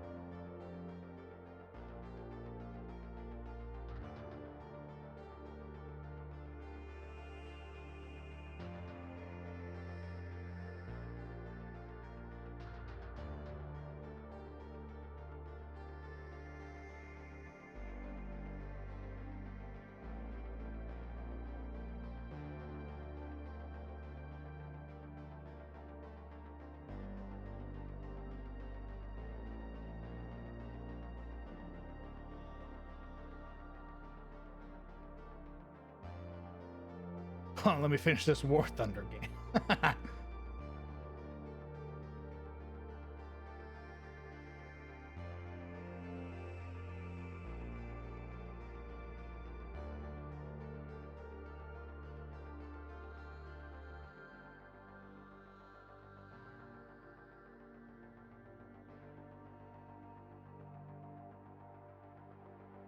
Very good.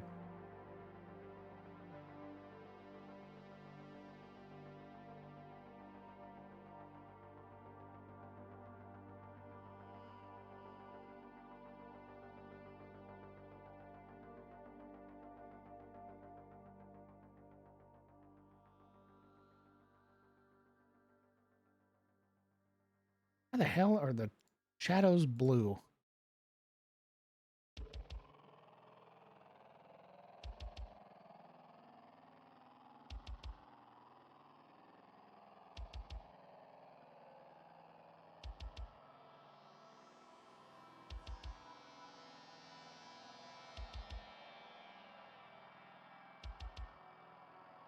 Very good. That already looks much nicer. Looks very high off the ground, which is what I want.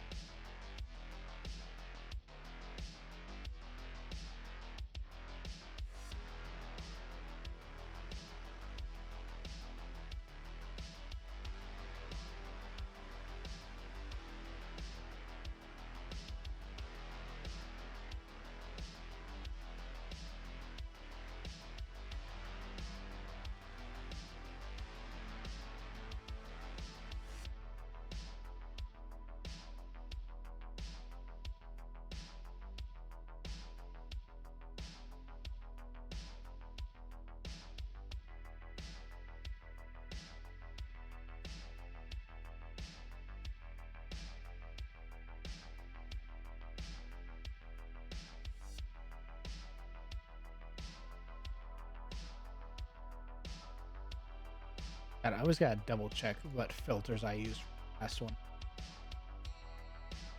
There goes my back. Unfortunate.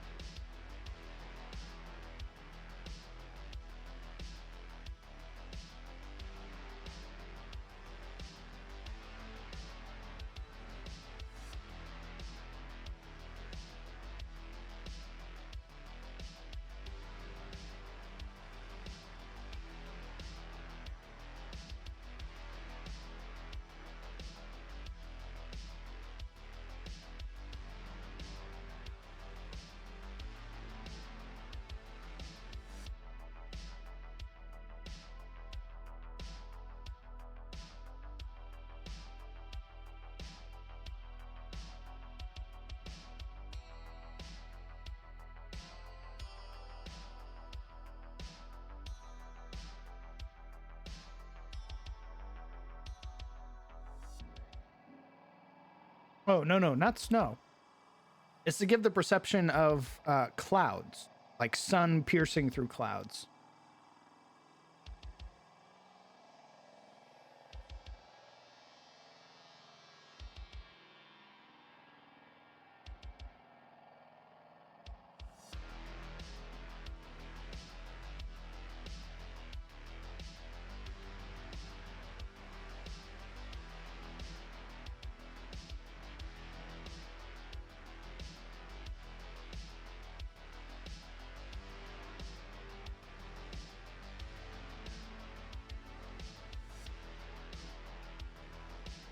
There we go. We're actually gonna lighten this up a little bit. Set to 50.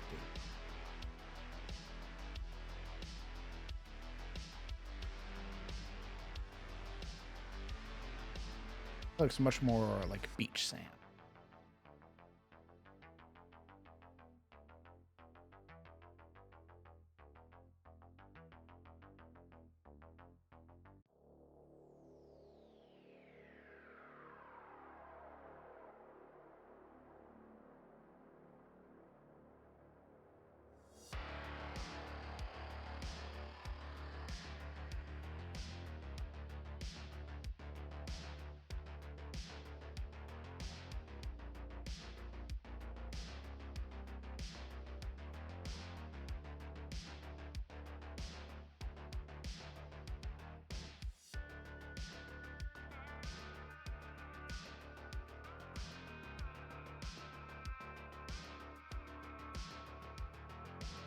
Don't.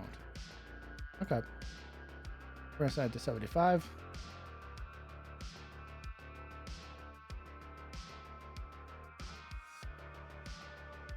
Now we're gonna set it back with this one. We're also gonna set 5. Well, we're gonna grab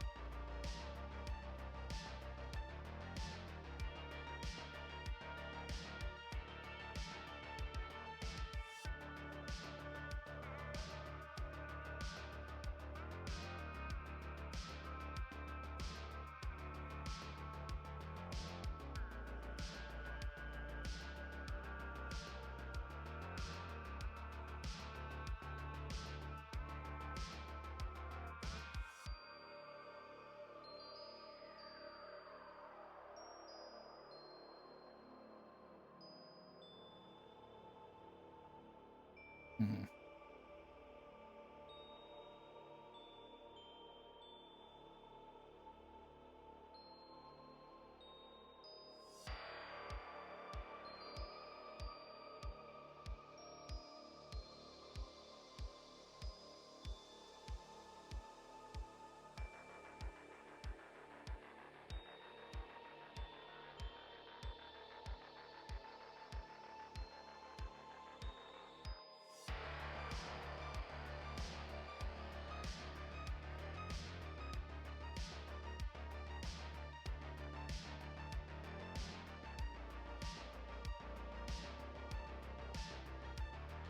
The hell are my waves?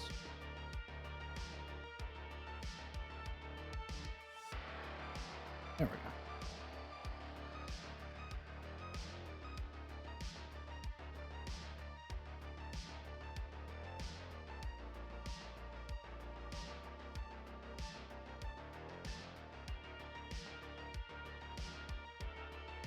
There we go. Hopefully that looks much more like beach water.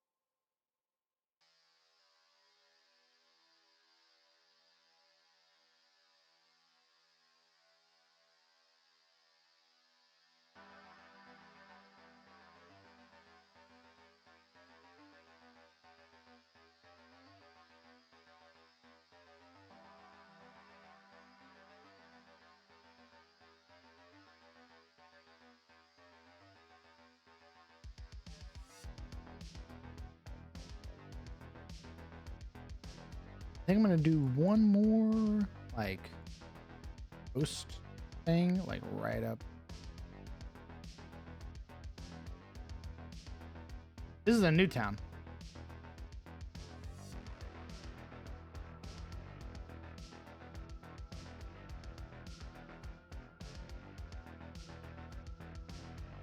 It's not a town, sorry, it's a village. It's a small village.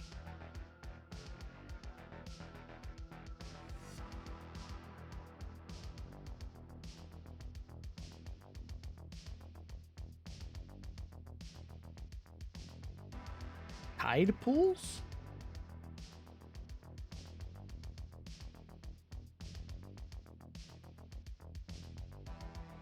Oh. Oh, is that? I wonder if that could be possible. I think it might be. If I were to do something like.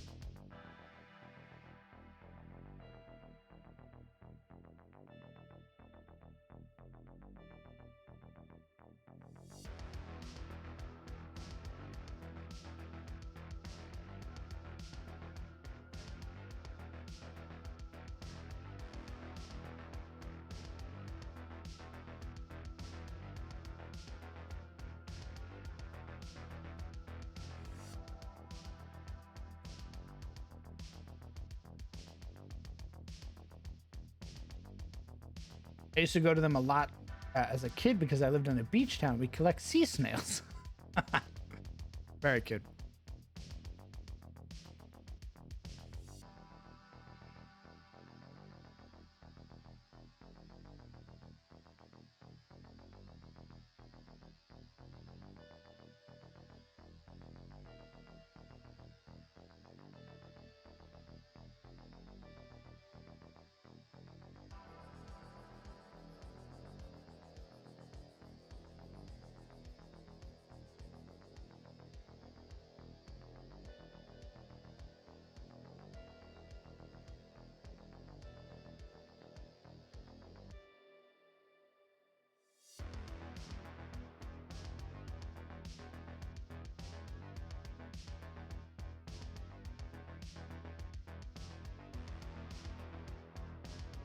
Oh, nice. That lined up.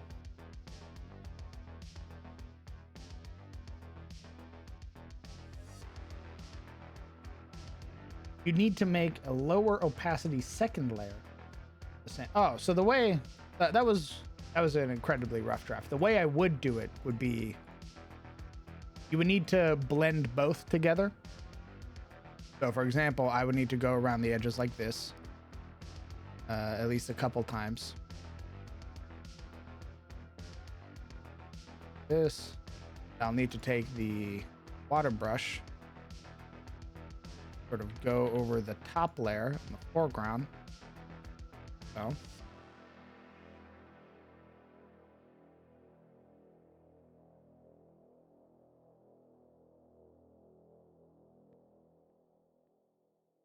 You do it again, rinse and repeat ad nauseum, until eventually that hard line gets erased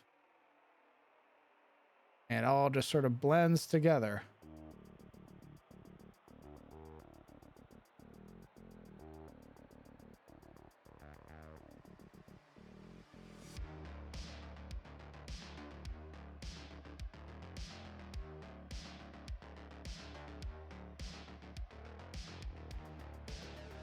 Yeah, I would need to redo the water texture, but it's very doable. I did it with Eliand, actually. Don't delete it. I'll put it back, but I have to redo the water texture for it to work properly. Yeah, I did it over here with Eliand. You can see where the water sort of blends in with the ground.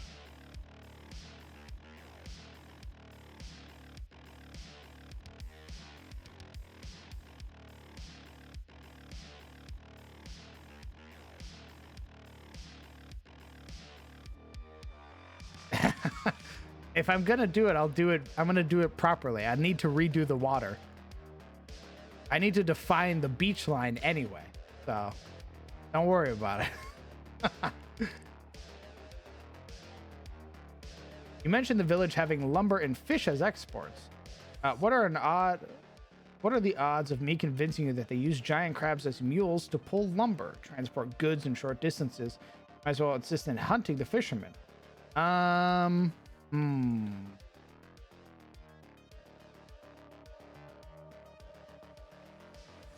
don't know how I feel about that.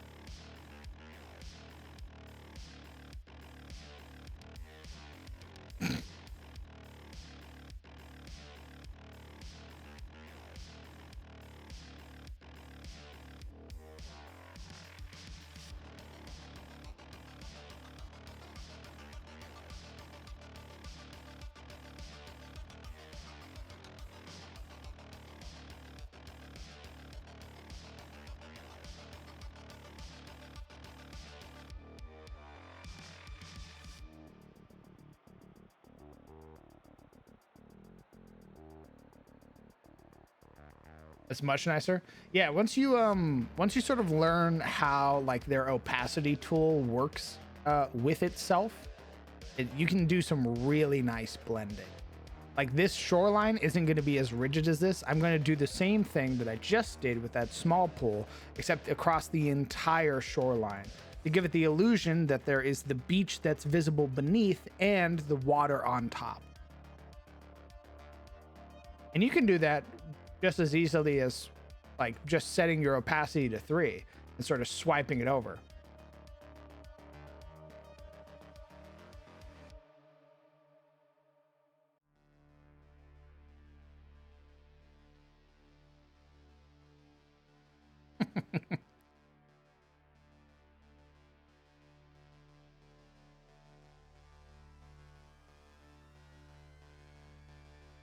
The issue with that skull throne is that there are creatures in the water that use giant crabs already. So it's almost like a liability to use giant crabs in such a way.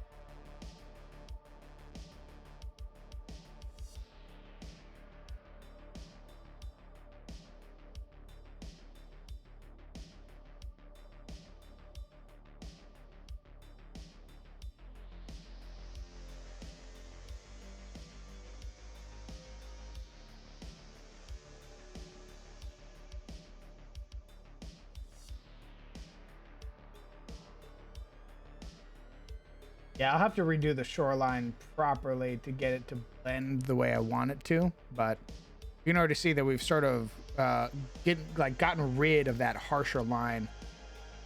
So now it's like this weird sort of like blend back and forth.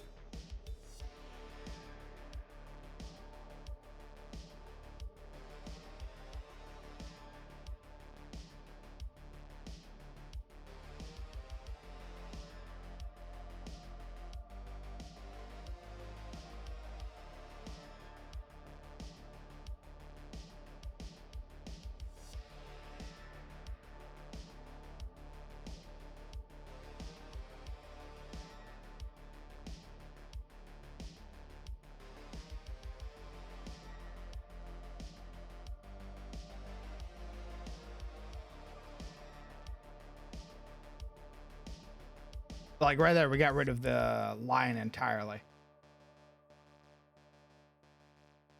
Oh, we'll need to redo that entire shoreline.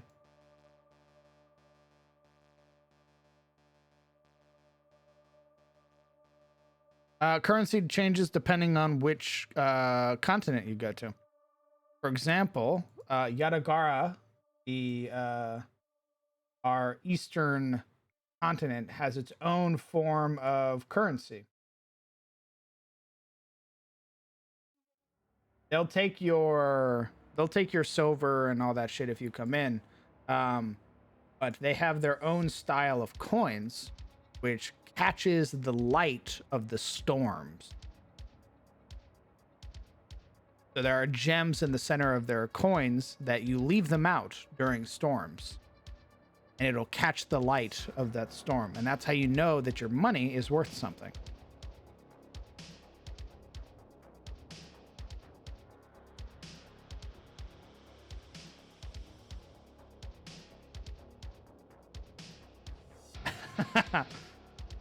Yeah, it could be fun. It could be fun. Skull Throne, I agree.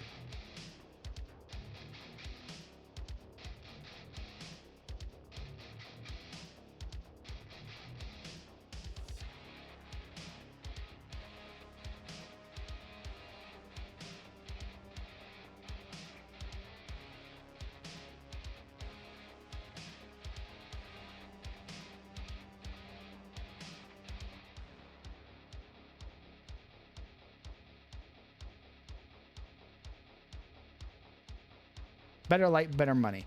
More like you need light for your money to mean anything. If you try to hand in that currency and it doesn't have a glow to it because it didn't capture any stormlight, nobody's going to trade with you.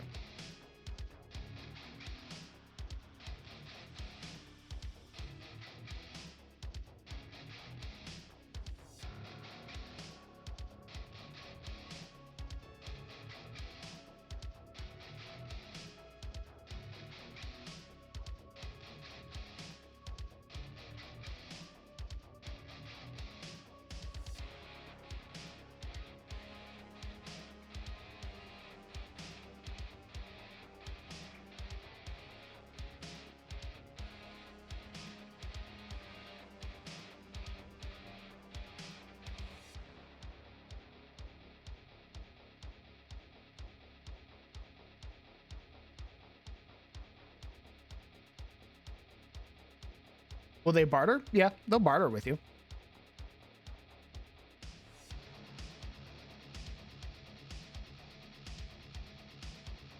Is there a way of validating currency, or is it cultural / religious? It is a cultural thing for them. You can get your money converted into that particular type of coin, but they probably won't treat you that like they would somebody from the land. So if you're a foreigner, you're probably not getting treated the same way. Yadagara is very isolationist. Oh my goodness. Raiders. Not those nerds. Thank you very much for the raid. Incredibly kind of you. Thank you for trusting me with your community. You have caught me in the middle of making a fishing hamlet using Incarnate. So we're working on that right now. Hopefully you guys had a good raid.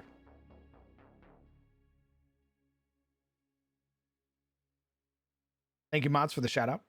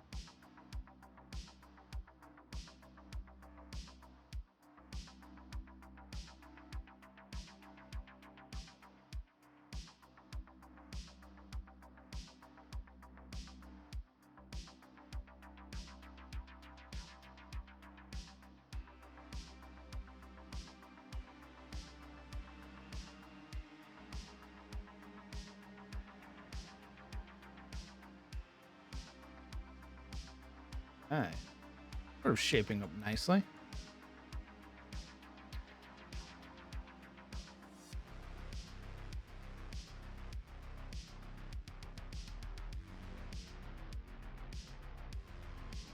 Nice. Oh, there is. Oh, interesting. I might be able to use some of the art as like a shoreline, then have a more natural flowing one. That could be easier.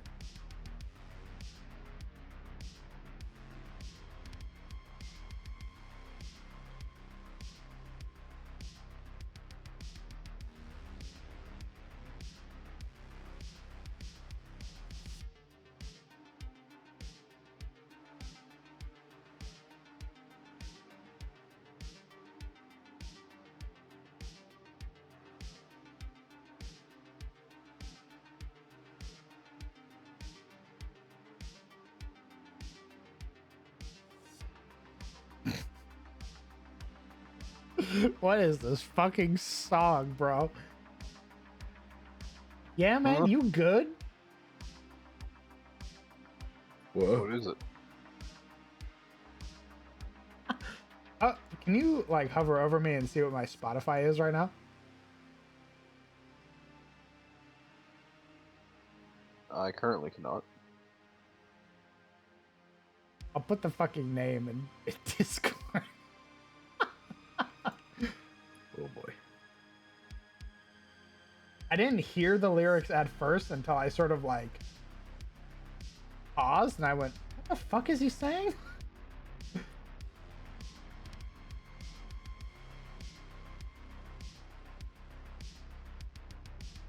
Yo, nice. That's classy. I'm like, what the fuck is in my ears right now, bro? My man is down devious.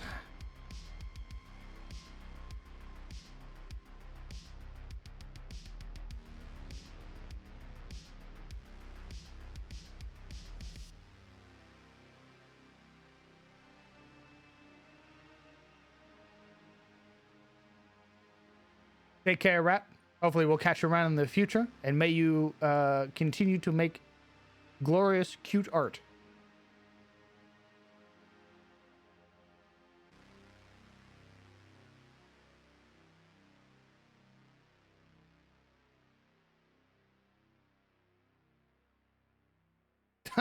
No, not that one, Gren.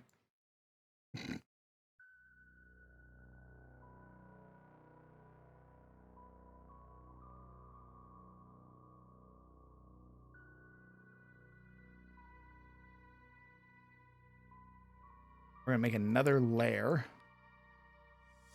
Very hilly.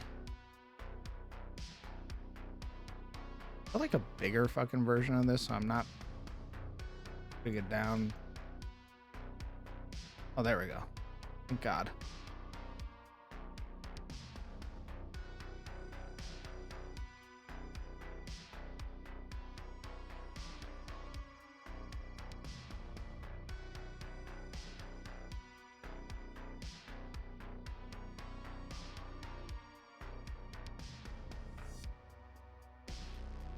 Fucking God, bro.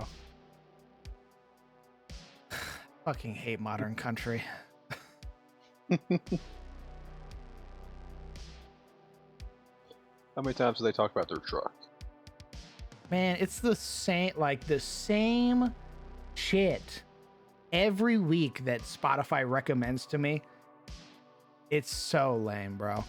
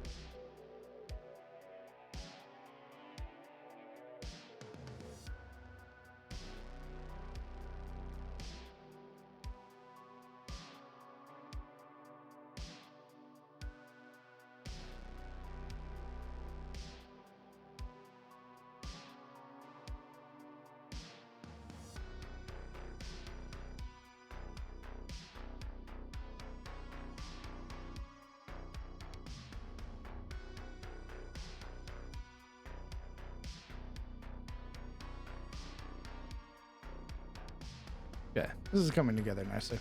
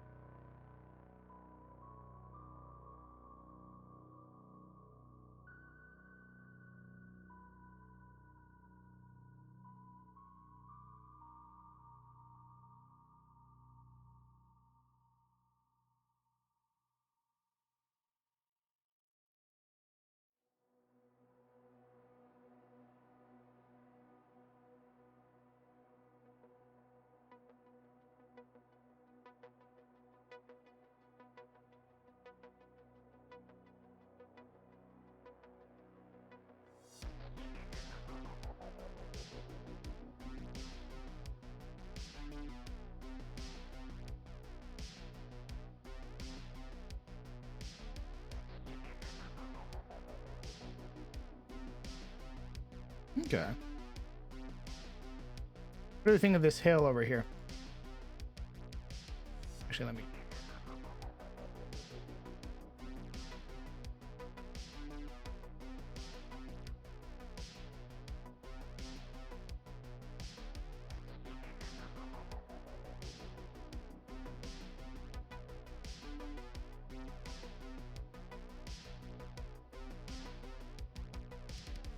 I should say, does it feel like it's tall?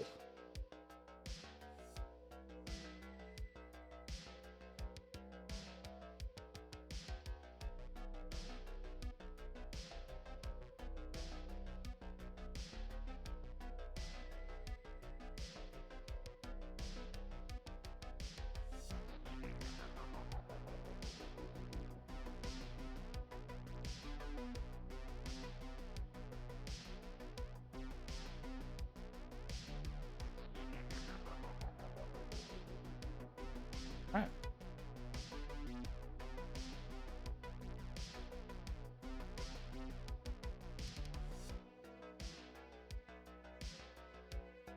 That'd be a really good A10 pound.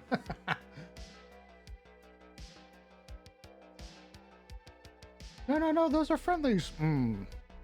Contacts. Tanko Boom.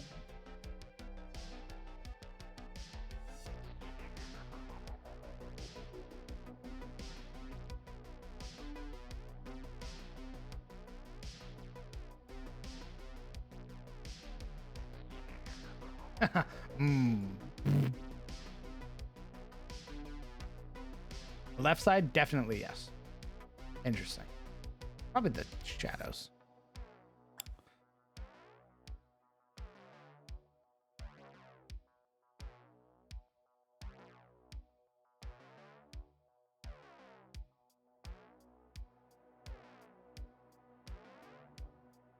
Ooh. You. Stop that. Not.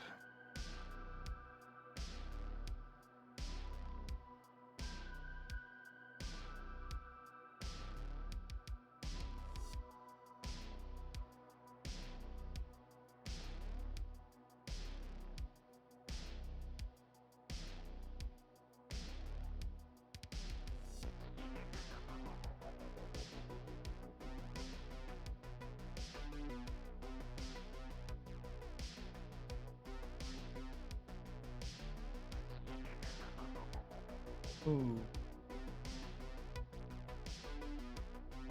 Give me one moment. Grenade launcher goes. Thump.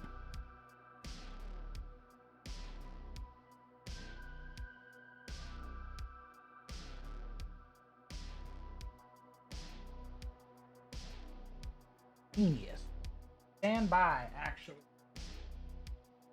I can't stand. He's cooking. Live within your chair. Soup. All right.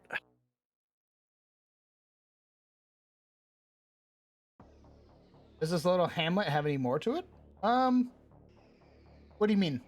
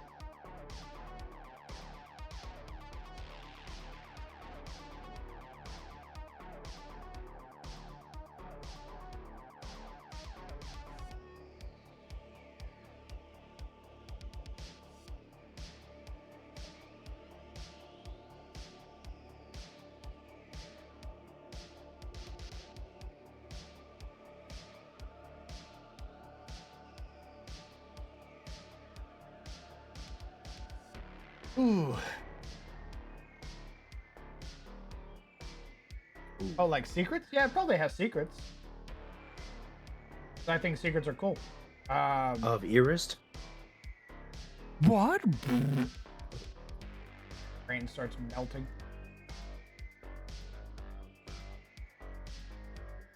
I'm still existing in my chair. Why am I doing this? No reason. What? He just wanted you to suffer. What the fuck? I've been sitting here in anticipation of something. Murdering food.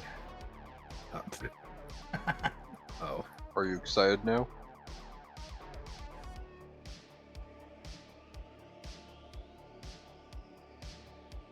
Yeah, I mean it's Tyros. Of course it's gonna have secrets. I just don't have anything currently.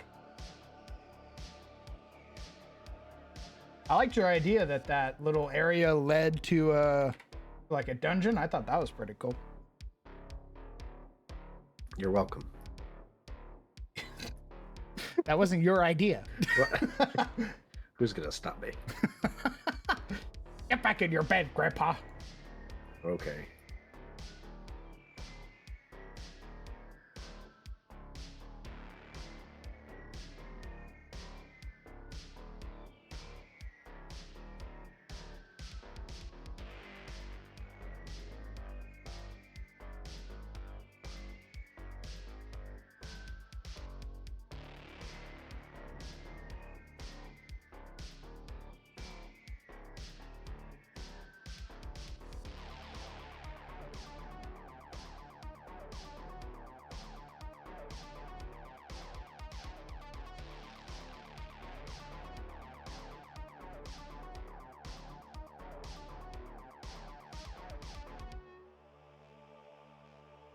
Sorry, I am ordering food, so give me one hot minute.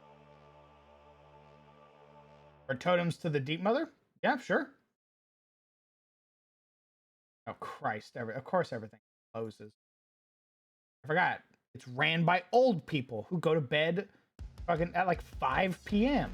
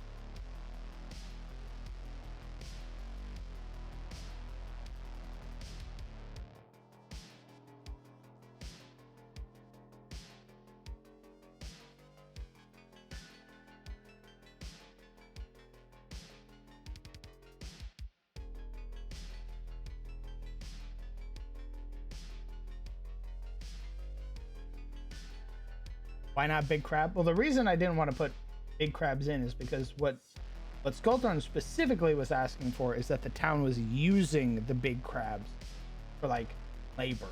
I was like, well, that's cool. The issue comes about where other creatures are capable of just mind whammying the crabs, and now you have a bunch of giant murder machines rampaging through your town. What's wrong with that? A lot. Name two. Doom. That was only one!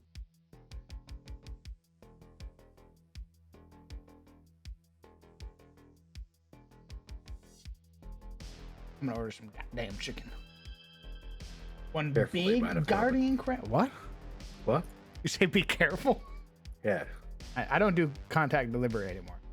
Yeah, it doesn't matter. I tell them motherfuckers, leave that shit still out made- there. They made contact with your fucking food. If I see you after I open the door, you get a knuckle sandwich. All right. What's up? Don't like that? A little No, too man, aggressive for you? You do you.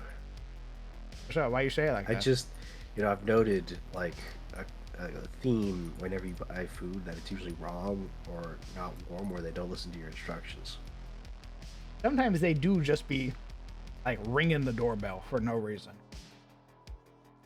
I'm like, what are you doing? And they're like, what? Like, do you not read the instructions? And they go, oh, yeah, my bad. And I go, oh, yeah, you're bad? That's COVID. Fist makes contact. They grin at me like some fucking anime villain. You fool. You fell for my trap.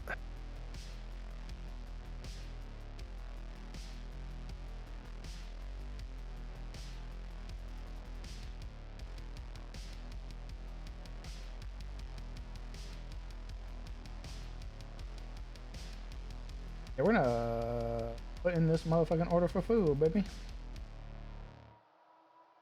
Oh, no, don't do that. I just saw that this place closes soon. Ooh, fool. Ooh. Ooh, they're gonna spit in my food. Fuck. COVID 2. Hopefully they cancel it. Hopefully they're just like, yeah, no, asshole, we got 20 minutes.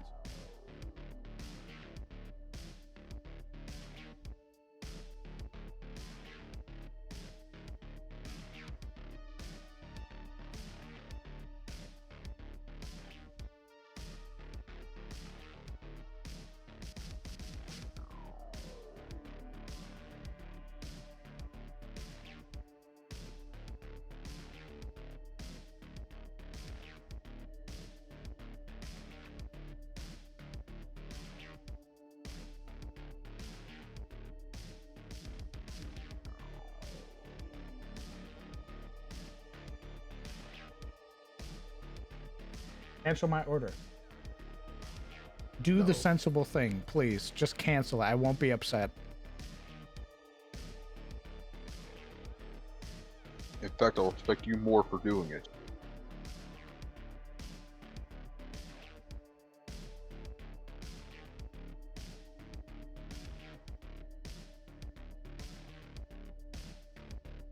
There's no way I would have a fucking dasher on the way.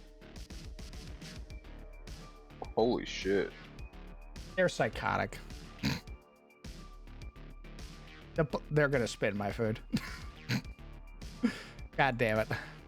You're not getting a chicken patty, you're getting a spit patty. Son of a bitch.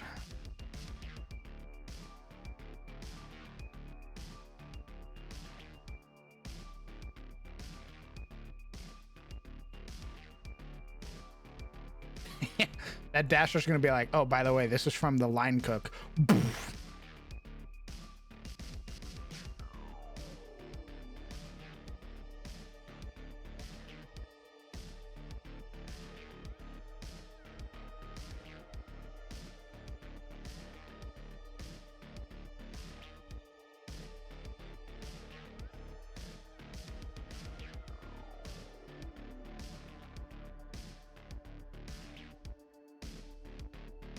Dashing to give you a knuckles. God damn it. Because everything closes so goddamn early.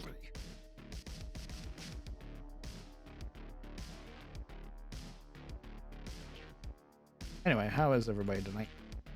Been a pretty quiet Tuesday. Realize. I'm fucking dying. I know you are, sickie. Go back to You bed. asked. I should. Why isn't your mama taking care of you right now, bro? What do you mean? Call her up. She did. She came over and dumped Sudafed and Rubitessin on my ass and Benadryl. Nice. And the Benadryl fucked me up last night. Did you have a Bro. lucid dream? No, I lost all track of time. Oh. I messaged my mom at what I thought was 4 p.m. And it wasn't until 6 that I realized that I messaged her at 4 a.m. Oh.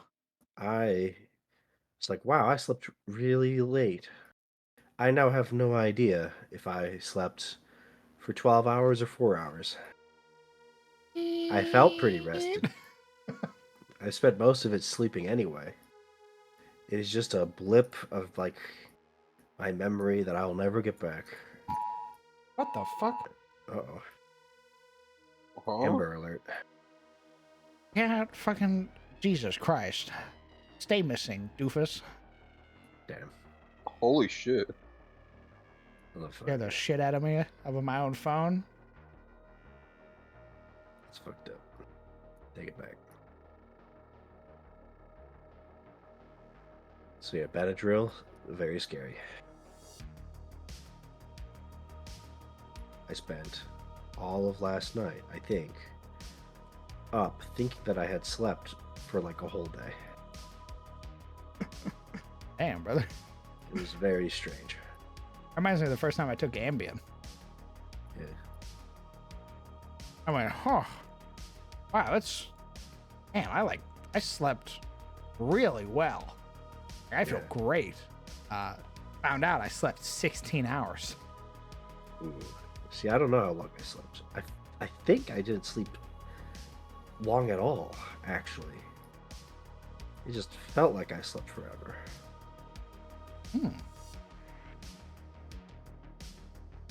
Because I took the Benadryl Monday night, and then I went to bed. I woke up Thursday. And I thought I had woken up evening of Tuesday, and really I had woken up Monday morning.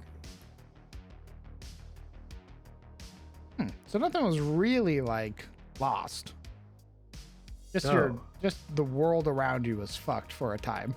Correct. It was very strange. You go to work, I was see, No. making you work remote. No. Oh, No. Fuck you mean no? I mean, no. Why the hell Fuck not? you mean, Don't they got like Mm, geriatrics working at your job? yeah, they can do work.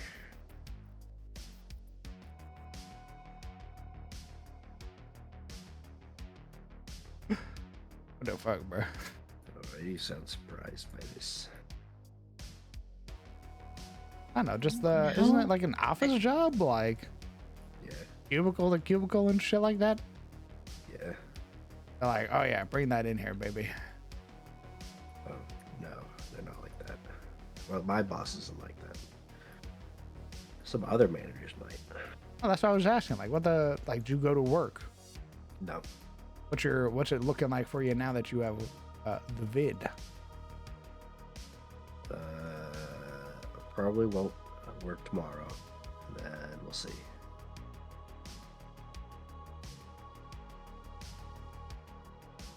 Oh no, you're confirmed with the vid. Yeah, Oh fuck. I'm sorry. you should be. All sympathy lost. I hope you suffer. Die. Well, damn. I hope it makes you worse. Fuck.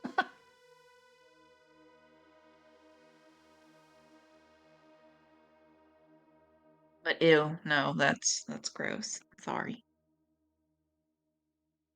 Yeah. What's up, homie? Doing better. Doing better. Was there a period of time when you were not doing good at all? Yes, this weekend. Oh, oh, Yeah, I had a moment where I almost choked, and I actually managed to sprain muscles in my neck. holy shit. huh. Yeah, in effort to not. Yeah, to not motherfucking die. I went back to the doctor on Monday. I'm like, yeah, my neck really hurts, and he's like, yeah, I imagine. Here, throws painkillers at me. Christ. Are you with your Yeah. folks? No, I was at home, just by myself. Oh, God. Oh no. What the fuck did you eat? Literally was having chicken wings, coughed at the same time, and bone. Nice. Body was like, hey, you want to test your survival instincts? No, I'm good. Oh. Yeah, pretty much that. Oh, hey, Skull Throat, how you doing? How you doing, homie? So yeah, I never want to hear the hey, we have to do some imaging just to make sure you don't have a perforated esophagus. Yep. Damn. I'm like, fuck. oh, sips water. I see. I don't like any of these words you're saying. Yeah, Take them back. I don't either. But I'm fine now. It's just the entire left side of my neck is just like I hate life.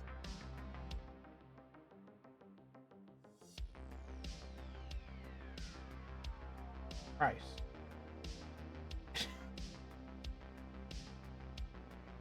Your cats are like, hey, you good? You Gucci? My cats are just like walking around like, what's happening? What's this? What are you doing?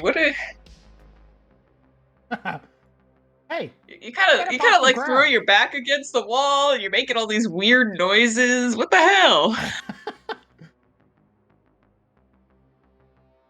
If you have time to do that, you have time to feed me. Hey, my food bowl is empty. Quit your little, like, temper tantrum and come feed me. Yeah, quit your temper tantrum. Come feed me. Oh, get away from me.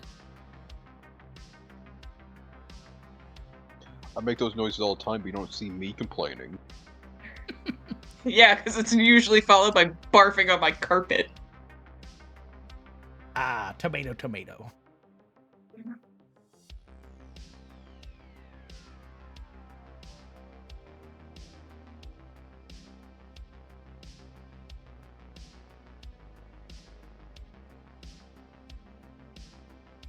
Sips water. I see water pouring out of neck hole. DIY trick. Ooh, now Oh, that's the experience. Absolutely not. I do not want that to be anywhere near my human experience.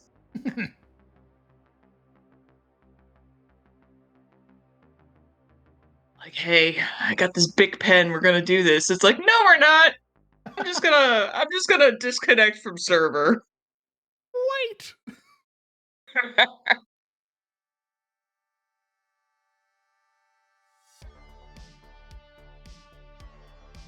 I think we're gonna have a little boat area, probably like. They're probably gonna have like a little stone area for the stone pier, then a bunch of wood docks. Probably. So you're making like a little beach town? Yeah. So this place is south of Elion, on that peninsula. I see. It is a. Oh, It is a New new. Elion? Oh yeah, have you not seen the new Elion? I've been peeking little bits of it, but I haven't seen the whole thing. This is a I new know, Elion. yeah, I know it's different now because there's a little bit more built up on each side of the river. Correct. I went ahead and I made little like neighborhoods basically along the main roads. So Yeah. they're like little clusters of families and shit that basically live next to each other. More emphasis put on like the plots. You can see where like the town center is. You have the singing tier. You have the constabulary. You have Roy's shops. You have all the other shops that are here. You have like the wisdom. You have the sort of outlying farms. You have the keep where the traveling lord will stay. You have your church or your chapel to St. Luella. And then you have Duskbrand's Tower. As well as all the lights and the other sort of things that have been added here. Like there's like a guild area. Ooh, neat. Very cool, very cool. Yeah, you started talking about like little beach towns, and I was just like, ooh, is there going to be like a little marina where people have their boats? That's the hope. Fucking sweet. Gren, you know not what you do. Grabs neck. We're sending you back to the Collapses like a doctor. fucking. Collapses like a chopstick. Just. Clink.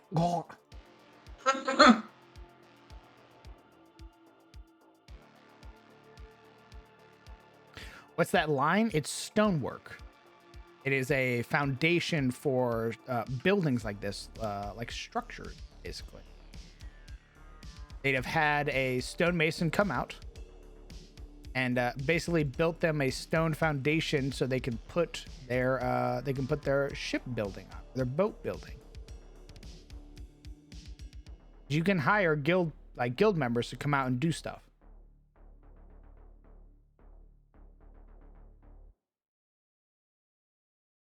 Kind of like a seawall. Yeah.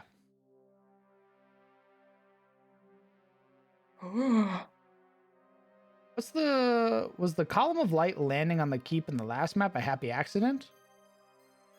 Happy accident. Yeah, I don't control the sun rays. They sort of place themselves. What's Marana been up to? Did she choose romance? Oh God. Oh hey, Skullthroat. Oh yes, I see that you asked that twice now. Funny. I don't know what's going on with the new Ada's 100% just yet, so I can't answer that necessarily. So once I get more of the info, once I get the little welcome to the world info packet, I have a clearer idea.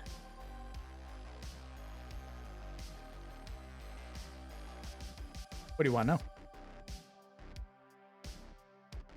Well, I guess. Oh, Hold on. I will be right back. Very well.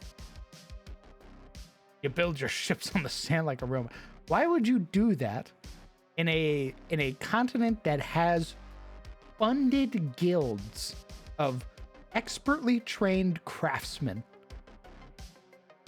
Because I don't need no one else doing what I can do myself.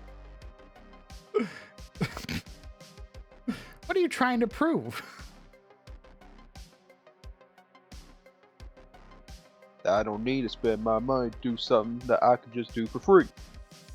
I mean, sure, there are probably people who build their boat on the sand. Sure.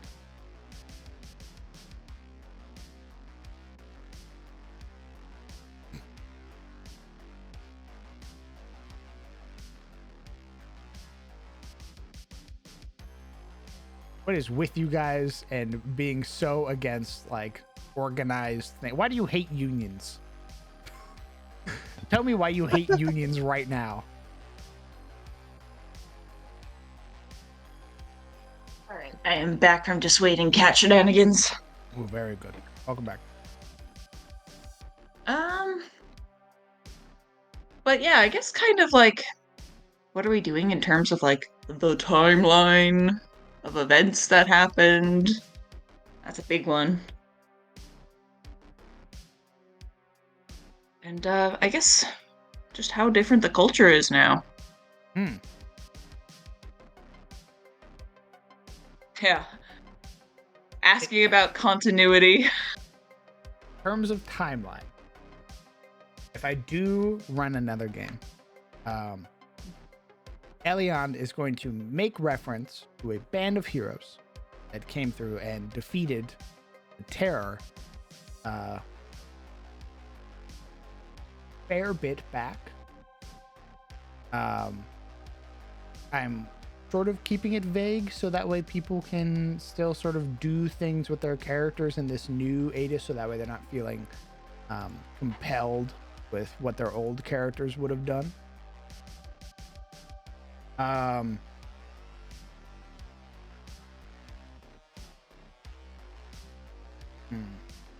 As for what the world is like now, the world, Tyros itself has a bigger emphasis put on sort of like human life, a sort of bigger emphasis put on respect.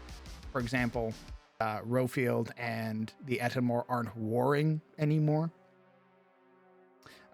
People are fighting the Vigar, which is an old Lendavi word for chaos, which is everything. It's goblins, morlings, cannibalistic elves, evil dwarves, shit like that. That's what people are. Evil. Yeah, that's what generally people are fighting nowadays. The big thing is that there's a good and like bad side of everything. So like you have the humans, the knightly humans, all that stuff. And then you have like the Gauls, like these barbaric humans that live up in the mountains. They live up in tribes. They come down, they raid the fields, they take their food, all that shit. You have Lendavi, which are good goblinoids. You have Rendavi, which are chaos goblinoids. So there's black and white versions of everything, essentially. Some good, some evil. Correct.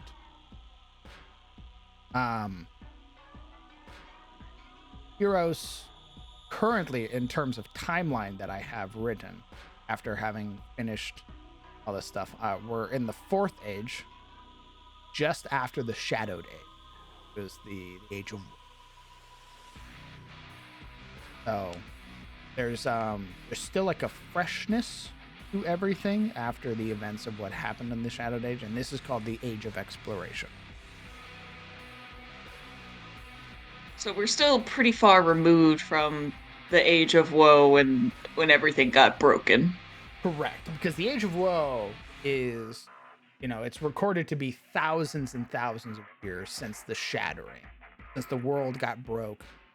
Long enough for there to be like brand new, like entire changes to the world. So, The tentative It was the meteor. It was the event. correct. The tentative year that I have is like 400 and something after or into the fourth age. So it's only been about 4 or so generations since the start of the fourth age.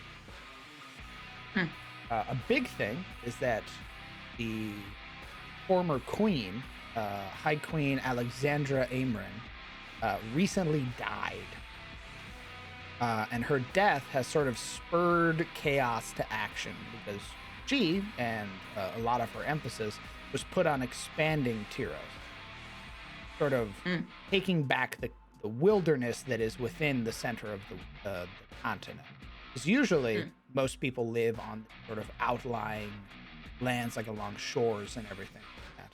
The inner land is very dense and very, very heavy with chaos.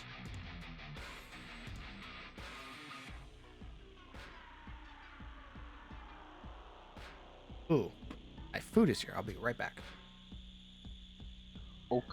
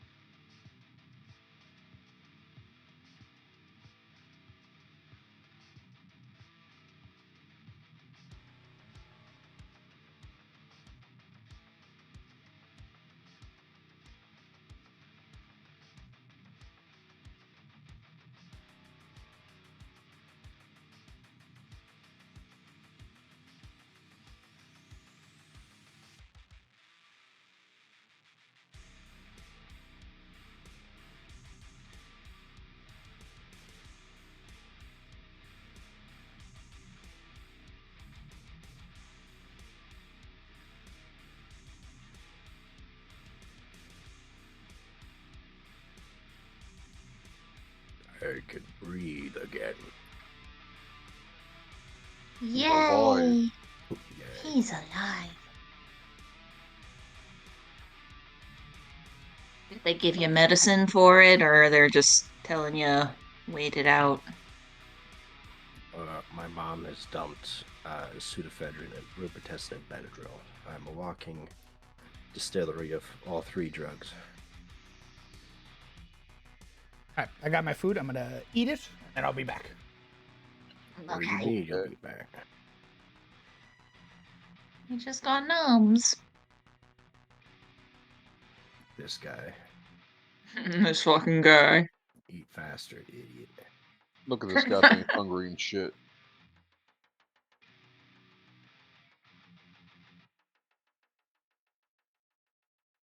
Like, damn it, now I'm hungry. Cool.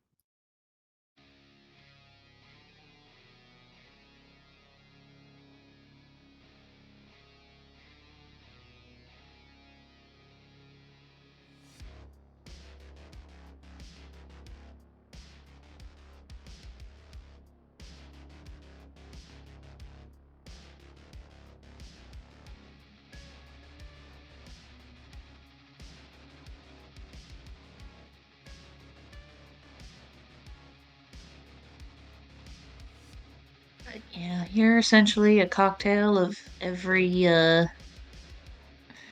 medication known to man. Yeah, I'm sorry. it's okay. I mean, it's not. I'm very mad about it, but what are you gonna do? I'm pretty sure it's from going into the office. I don't think so. No one else has reported or has disappeared under mysterious circumstances, although they may be asymptomatic. Mm. You could They be might a just be like, I have a sinus infection. It's fine. I'm just gonna go into work anyway. Hee-hoo. Could be that. It could be my roommates went to a bar last week. Maybe they were asymptomatic. My bet is the gym. Oh. Someone not feeling well there, or surfaces being not as disinfected as you'd like. Well, they're usually pretty good about disinfecting stuff, but you know, a lot of people come in and touch things in and out. So it may have just been unlucky. And I don't know how well they cleaned like the lockers necessarily. Yeah, they're normally out like cleaning the machines like crazy. Yeah, So, yeah, they do that pretty well. Who knows? Maybe it was a locker or the bathroom or just passed by a dude. people. Yeah, Yeah, it could be anything. passing by a dude that had a sniffle that day. Yeah. Ugh.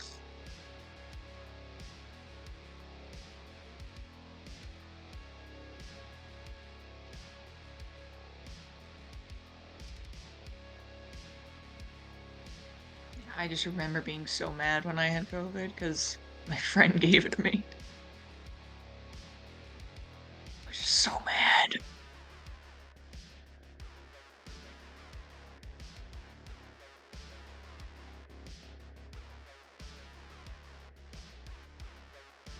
Yeah, I don't have anyone to point the finger at, so darn it. That's just, welp. This is my life now. Yep. Blech.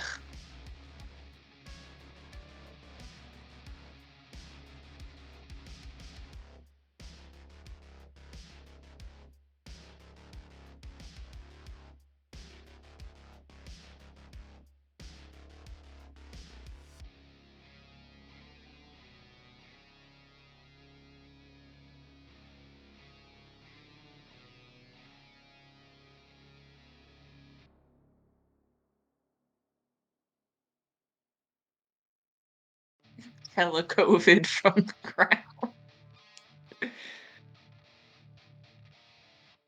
Jeez. So he gave it to Brett too, the fucker.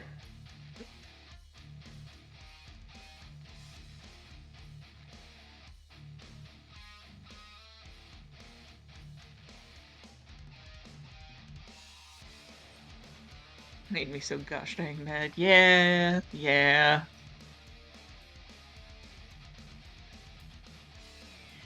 And the thing is, it's so like variable between people. Like you have some people that were like, "Yeah, I had COVID. It was like a bad cold. Whatever. I just stayed home."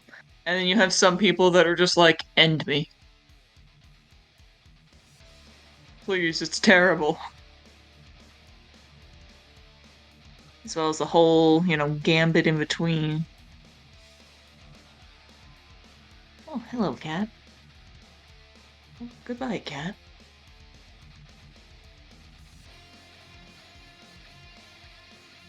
Ah, no, that's not what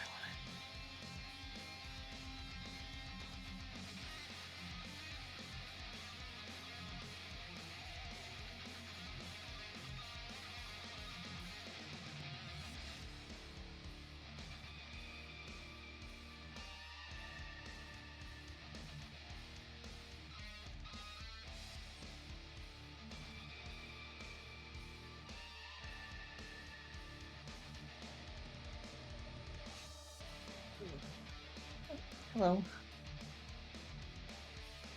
Small mammal would like to make herself known.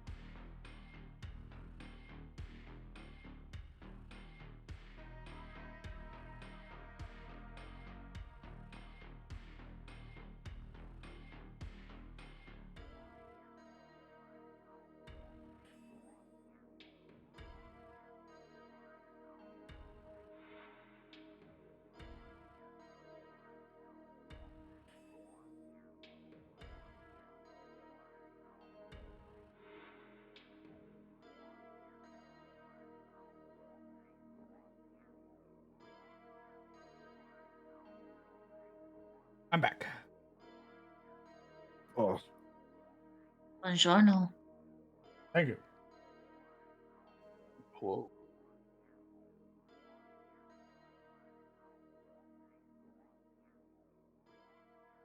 What was for food and did it try to kill you? No, I got chicken. There was a deal with KFC for like chicken breasts. Grace. I ate that. It was okay. Hmm.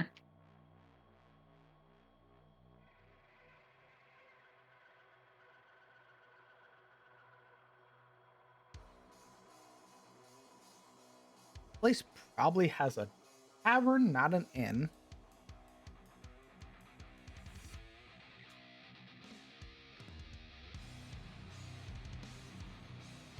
What you got, R?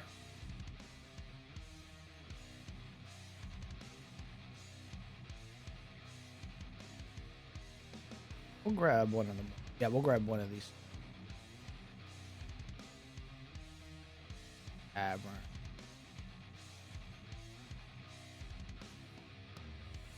Because they don't.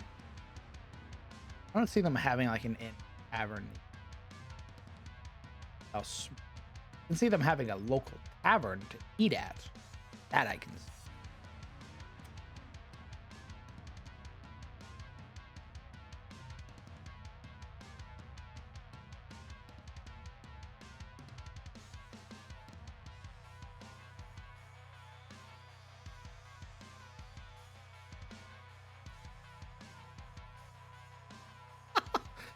All right, DoorDash. Damn. I said, hey, I ordered sides, and the sides that I ordered were replaced with just corn. nice. There it is. I ordered mac and cheese and a serving of mashed potatoes, and I got corn for both. So I told DoorDash, obviously, because it's my fucking money. And they're like, yeah, we'd like to basically refund the whole meal. Nice. Like, fuck yeah, dog. Don't mind if I motherfucking do. Now that's epic. Yeah, I basically paid my Dashers, like, tip. Pretty sick. All over some motherfucking corn, baby. What happened to beachfront property? What do you mean? All I said is that they're not going to have a tavern. Or they're going to have a tavern, they're not going to have an inn.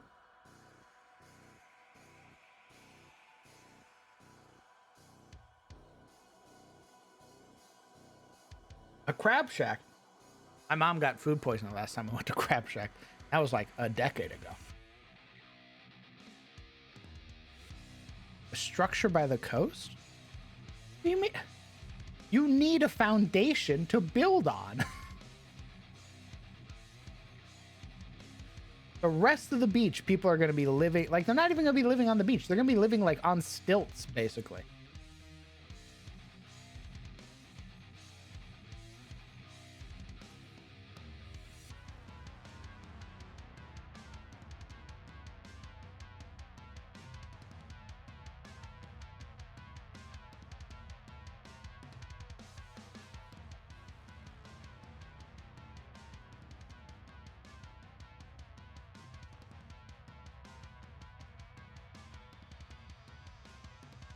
How does that just load the front page, Spotify? What are you, dumb? Spotify going, yeah. Oh, sorry. I know you pay money to us, but the site no work too good. You're using it through the site? Through the app. Ah, yeah.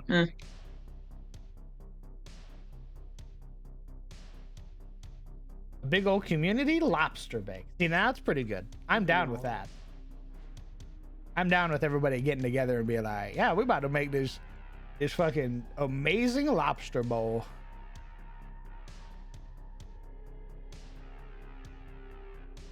I think like 2 weeks ago now, I posted something in the food channel. I had an amazing freaking lobster roll while visiting my parents. Uh, Mm. it was great.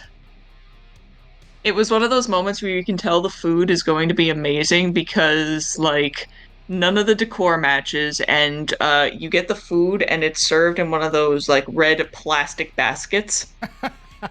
Oh. You're like, I see. This is the experience I'm in for, and it was amazing. So you put in food tax? Yeah, food tax, yeah. That was like 2 weeks ago. Oh yeah. Oh damn, that looks amazing. Holy shit. Yeah. Yeah, like, they weren't kidding. That is a shit ton of lobster. God damn, yeah it is. I'm creating a survey activity for exploration results on creating a chronicle. The character spends a few hours depending on the terrain, an area they want to map, and some checks. How much should the price of the map be? Oh. Oh God.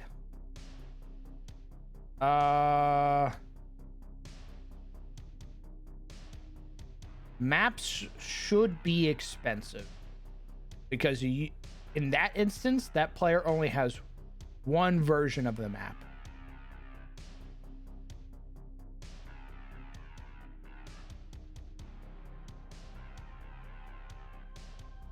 Figure out how I do building on beaches. It's been fucking ages.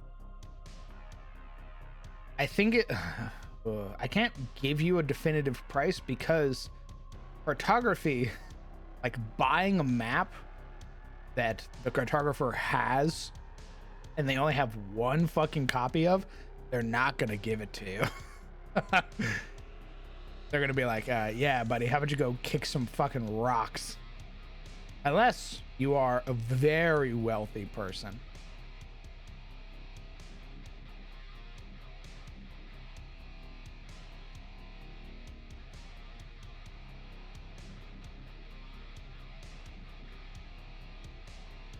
Like, the map's going to be really good for them, and I would reward them with being like, yeah, because you dotted out all of the areas, here are some, like, little secrets for, like, mapping out the terrain. Like, you recognized caves, you recognized, like, barrows or things like that. Things that weren't immediately recognizable. And then you'd be like, yeah, if you want to sell this map, you can, but you would have to go through all of that effort again. So figure out the cost, risk, reward type shit. Yeah, cartography commissioned. I think that could be fun.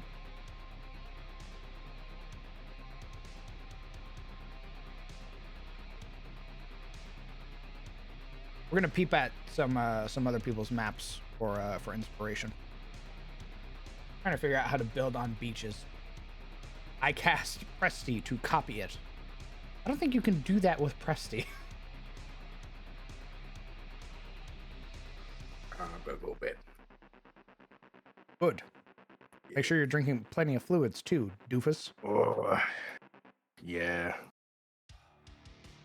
You're already functioning way better than I was with COVID, so you better treat that shit or else it's gonna whoop your ass. What can I say? I'm a god. All right, man. Ooh, that's a bold claim. COVID looking at you like, are you fucking serious? Can't stop me. COVID rolling up its sleeves. I guess this man didn't want to leave his bed. Yeah, that'll be about. That sounds about right. Right now, perfectly fine. The moment I try to go to bed, stuffy nose. And sweating. Oh. All right, goodbye. Bye-bye. Bye-bye.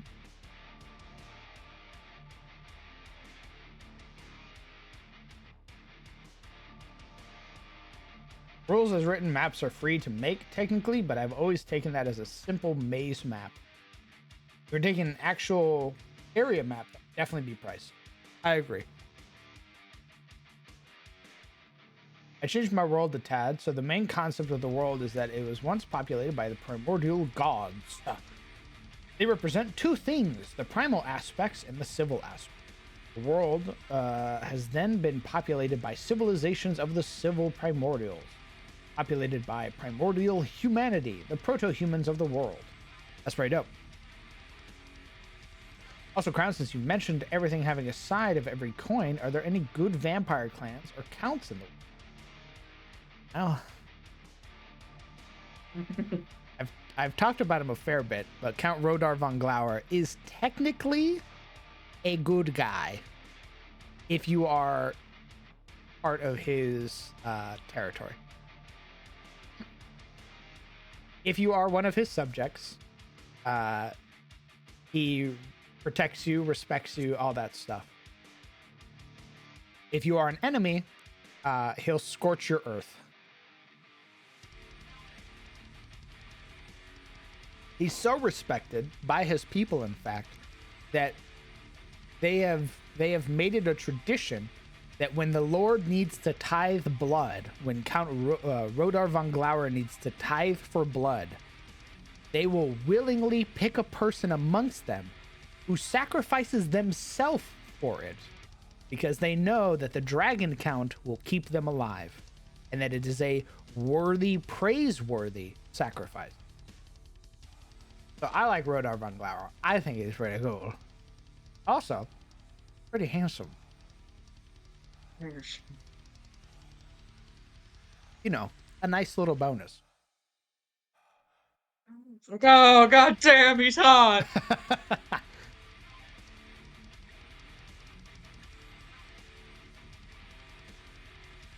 Is he a warden lord by any chance? Next question.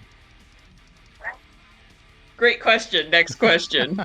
Do I need to leave? Is that what I'm hearing? No, it's fine. No, just next question. Oh damn, this person's little village is quaint as fuck. What the hell? Quaint as fuck. He's got like a bunch of these.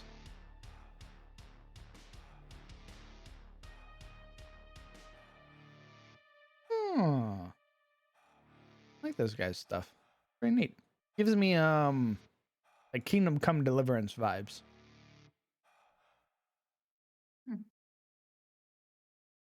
Oh dear. It's fine. Runar doesn't know about vampires. Oh yeah, no.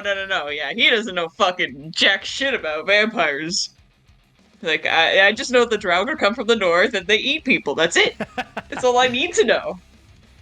Yeah, it would. I think for Runar, it'd be pretty fucked meeting a vampire for the first time, because it's like, yeah, you're a Draugr, but also like you're not like a normal one, which is a little horrifying, because you're like, you think like Intact. I do.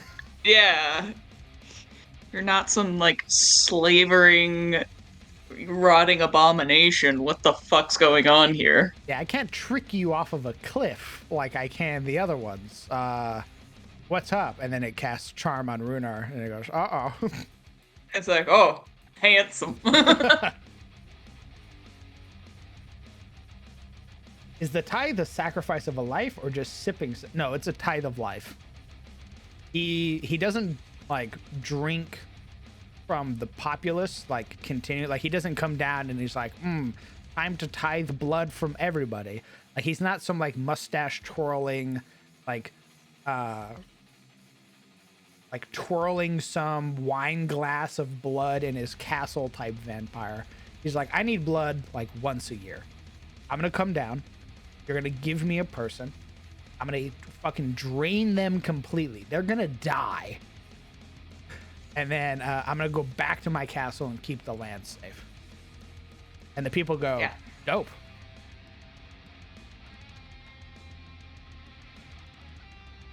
Yeah, I figured that would be like a once a year, like, this is gonna happen thing. Mm-hmm. Like, he keeps the appetite under wraps for the rest of the year. Correct. Does he remember all of his sacrifices' names? I'd like to think he does. I like to think that he talks to the person before he drains them. In the book, it's described that Rodar is very much a gentleman. He believes in like the laws of hospitality. And when he treats with his enemies, he treats them with an insane amount of respect. Like the Chain of Acheron describes meeting Count Rodar von Glauer as like he's old school nobility. He treats them well. He gives them fine food. He offers them comfort in his own castle. He doesn't treat them like an enemy. He treats them like they're an equal. Just don't fuck up. Exactly. He's a cooler Strahd, basically. Yeah, I was gonna say, like, I was holding my tongue there for a moment. I'm just like, You know he's what? like Strahd if he wasn't an incel. That's right. He wasn't some fucking loser.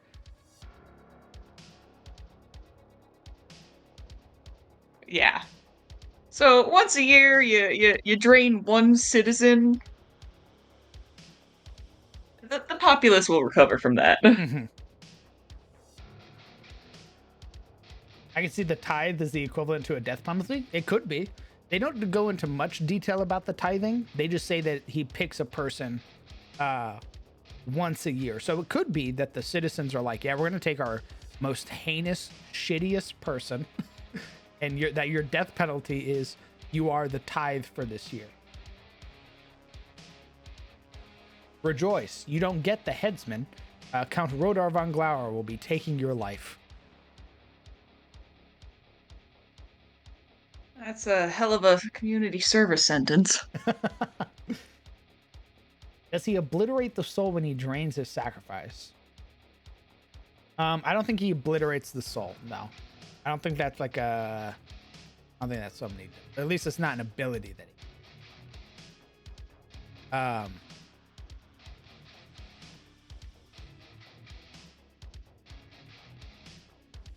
I mean, he does have like vampire spawns, technically. So I guess depending on what happens, he could raise the person that he drained into a spawn.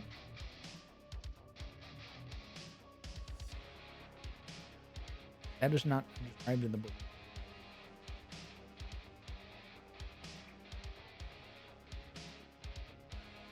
He doesn't pick. No, that they were very explicit in saying that he doesn't pick.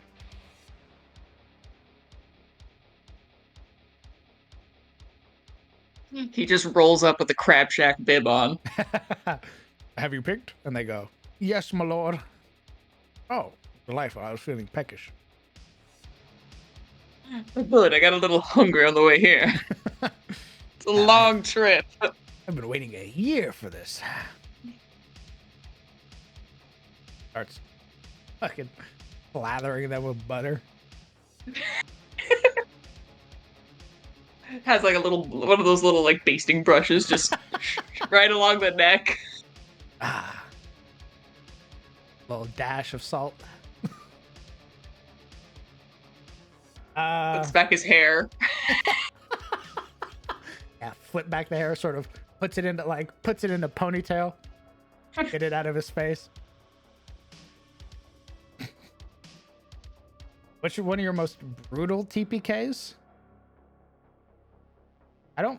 I think I only have one actual TPK that's happened. And the reason that it happened was because of the player. Which is such a like a statement to say, right? Where it's like, yeah, of course the players did it. But they did. Holy shit, this place looks fucking awesome. What the hell? The players were tasked by the High King of Tyros to go to the wilderness. They are sent as a expeditionary group to basically find a landing point for the High King's dragon riders to build a forward operating base so that way they can explore, not only explore the wilderness, but find the way into Carousel. The lads on this ship include a Dragonborn Paladin, a human Draconic Bloodline Sorcerer, a human Barbarian, a Tiefling, I think also a Tiefling Barbarian. So it's the four of them, and on the ship they're going about it, and they find out that the wizard who's on the ship is a Tiamat cultist, and he is sabotaging the ship. And they try to prove it. They basically steal some shit, and when they steal some shit, he basically activates his trap, the thing that he's been waiting to pull off. And two white dragons show up on the outside of the ship. Basically, they've been tailing the vessel this entire time, and they start attacking it. And the party is winning, mind you. They're beating the shit out of some draconic like cultists. The paladin's like holding them off. He's cleaving people down in the fight. They're winning this fight. The barbarian decides his idea is that he is going to knock off the bad guys who are on the deck of the ship. And you may ask, well, how is he going to do that, DM? Well, I'm glad you asked. He's going to nosedive the ship. Mind you, none of them have airship vehicle proficiency. So he's making flat rolls to try and control this vessel. He begins to nosedive the ship, and the cultists begin to fly off. The adventurers are holding on for dear fucking life. Sorcerer ties herself to one of the railings. The barbarian flies off. He basically only gets saved because the paladin throws his weapon with a rope attached to it, and he catches onto it. So now it's these three people bound by a rope hanging off of the ship, and the barbarian is trying desperately to shake the rest of the cultists off. And you may ask, how does he do that, DM? Well, I'm glad you asked. He begins to spin. In fact, he tries to spin once, and because one of the balloons that were up there was already damaged, it begins to tail spin. It can no longer course correct itself. So this ship begins to tail spin. And I go, okay, yeah, you all crash on the shore of the wilderness because the barbarian cannot succeed. He is trying desperately to gain control of the ship, and he cannot roll higher than a 10. So he begins a death spiral. They crash on the shore, and I go, that's what we're gonna call it. I get up, I go take a piss, and I while I'm taking a piss, I go, there's no fucking way that they survived that. There is absolutely no fucking way that they survived that. I come back and I say, hey guys, sorry, you're actually all dead. I thought about it. There's no way that you survive that landing. And they all went, oh, yeah, that makes sense. And that was my first ever TPK. I was gonna have it be like they all get stranded. Now it's a survival in the wilderness, but I was like, there's no fucking way. If they had just like gracefully landed like SOE, where they sort of like skid the bottom of the ship across the ice, maybe. But they fucking nosedived. They nosedived the crag shore that is the wilderness and fucking detonated into shrapnel. No way they survived. I'm gonna say SOE's landing was not graceful one, I'd say either. It was good enough that I was like, yeah, the ship doesn't explode on impact. It's not going anywhere, but it doesn't explode on impact, Yeah. and you should probably make your way out. It would behoove you to get out of this thing. And the party goes, oh, understood. And then they get out and it catches flames. Well, There was already a fair bit of flames on it as we landed. It's just like, oh, let's go before it hits a tank or something. yeah, I don't wanna be here. Never mind, we're fine. We're fishermen. Yes, Remember? we're fishermen. Ooh, we're from the next town over. We're fishermen. Proceeds to jump cult. Nat 20 is the deception roll that even we're not sure anymore. Hey guys, I think we're fishermen. I mean, I thought I was a wizard, but fuck, I guess not. How'd this fishing rod get in my hand? Yeah, that whole fiasco spawned the reason that one of the players in my game always picks Featherfall in their spells list because of that exact moment.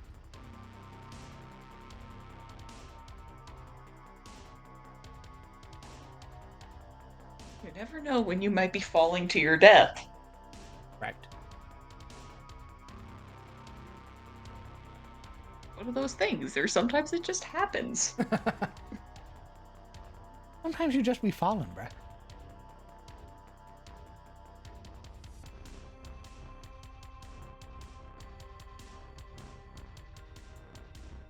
Oh, damn, Bilbo. That's a hell of a way to experience. Just keep getting ping pong banished.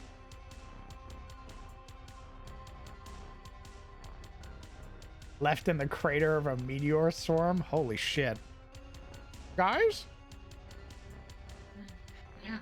Beans. Where'd everybody go?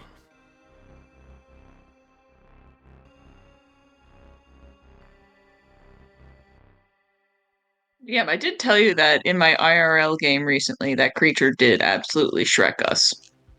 Yeah. You guys Yeah. were spared by the rogue making a deal. Yep. They rolled a nat 20 to be like, hey, so remember that deal? It's like, roll persuasion at disadvantage. Oh no, they rolled a 20 and a 19, and the 19 on die was good enough. Nice.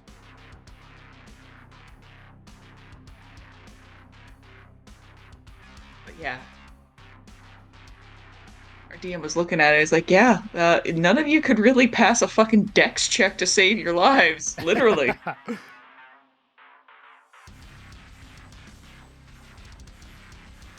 Me in Strength Fighter, please. I was For the love of expecting God. I was expecting a very, like, when you showed me the picture, I was expecting the creature that it was already. But it sounds like he went and even homebrewed the Flea Mortals monsters, which was like, oh shit, son. Yeah. I'm just like, I can't make saves. Why? Behold, Doom DC 17 deck save. Fuck. Pretty much. That was pretty much it. The entire time. I think we only got him to like 30% HP. Damn. It didn't hurt that I was rolling like ass to hit. Ah, that is sometimes the crux of it. You know, had great sword fighter, had power attack, or not power attack, whatever. Well, yes, power attack, but whatever. And I'm just like banging my head against the fucking table. Can't roll above a fucking 10. And this motherfucker shields, basically. And I'm like,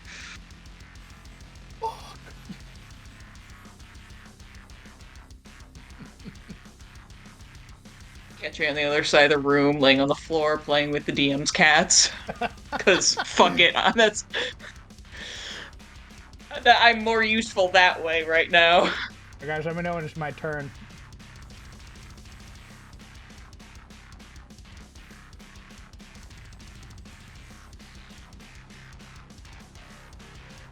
Oh, do something covert while the party attacked Strahd? Oh, party's attacking Strahd, gentle ruffian?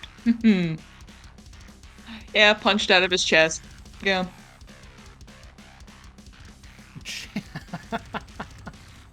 Imagine that's the cleanest way you died, was just getting fucking Mortal Kombat finished by In Strahd Curse of of all people. Strahd? Yeah, actually. I am afraid for my ranger in that game. I'm not gonna lie. It's one thing to piss off Strahd, because you know what you're in for. You're in for a bad time.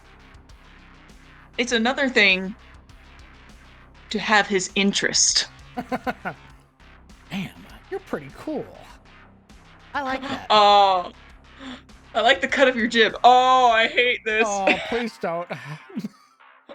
Please just hate me like everybody else. Hey, I'm gonna be in your head, by the way. Fuck. Oh yeah. He's been in my head a bit. He knows what he's about. I have a job. Just get me the girl, and you can leave. Wipe away the dead. And my guy's like, fantastic, done. Yeah, of course I fucking As soon as I can ditch my other party members, yeah, I will. Here's that one bitch I don't know anything about. Here you go. Bye.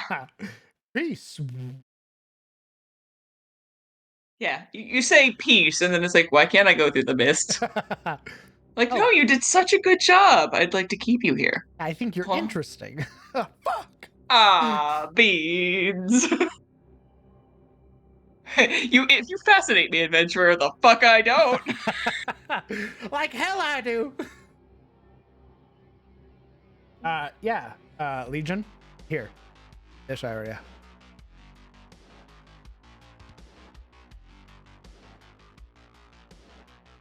An area known as the Grimwald, also referred to as the Blight.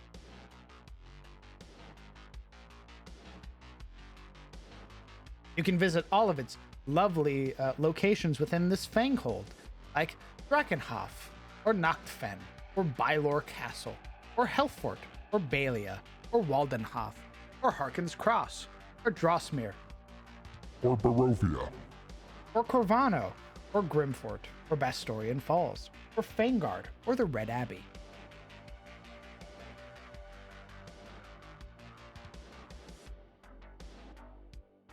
Try. May I ask some hypotheticals? Yeah, go for it.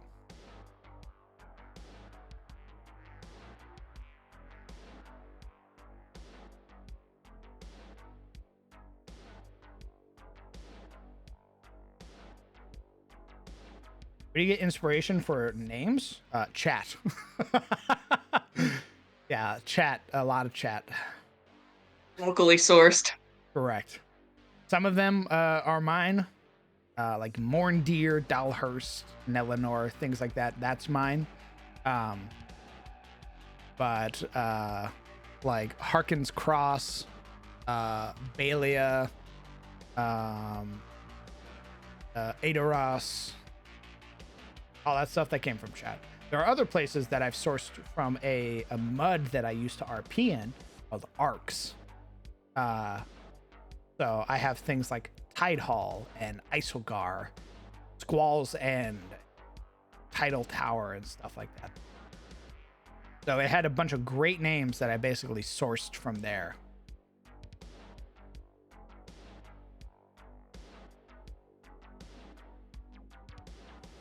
Or Disneyland. Holy fuck.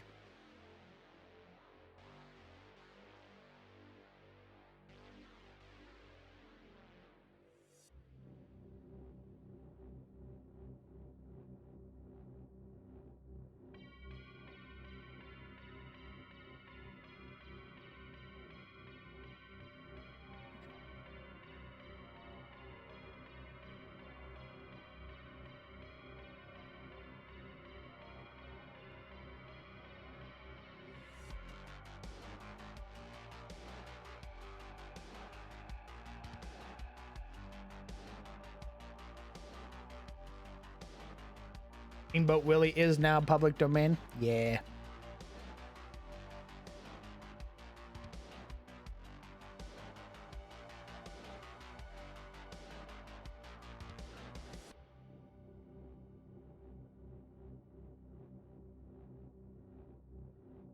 Not sure if you're going to change the whole vampire insanity with Elena's ex, but could someone like Rodar bring clarity back to those vampires driven to madness? Yeah, probably. The issue is that Elena's ex was in Mauritania, and that individual was driven to madness because of the land itself. He's not a Tarosi vampire. In fact, he's more of a Caressian vampire, by all accounts. You said Mauritania. I had Nom flashbacks. Correct. Yep. Uh, I remember that guy. He was mean to me. Correct. Baron Dynast Halen. Or Dynast von Halen, and his son, or his brother, Raymond von Halen.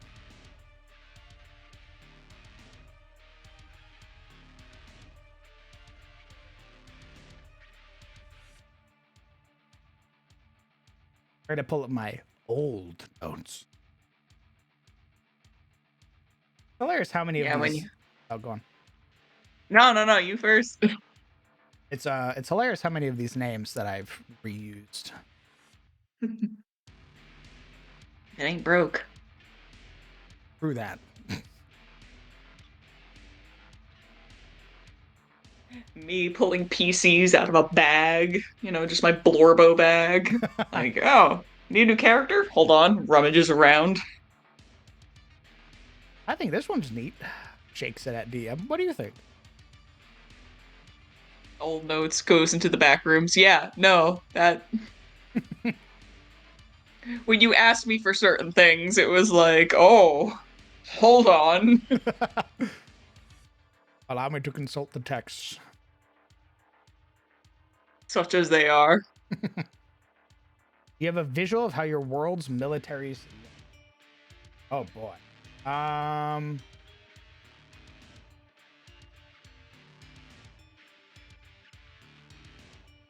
Stand by. I don't think I have like art for like armies.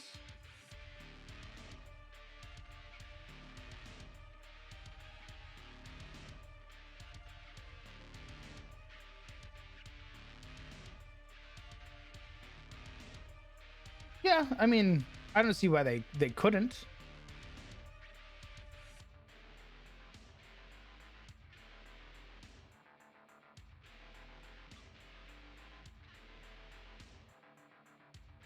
Yeah, I don't see why he wouldn't like.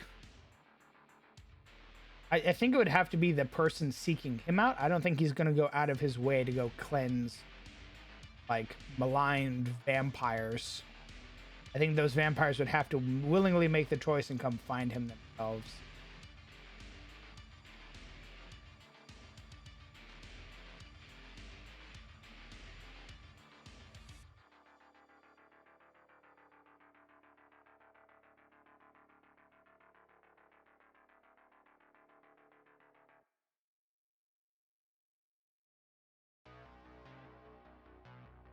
Yeah, I'm not really finding any like art for the lads. I can show you what like road wardens are in Tyros, for example. Road wardens are prominent knights who guard the road. They're very important individuals.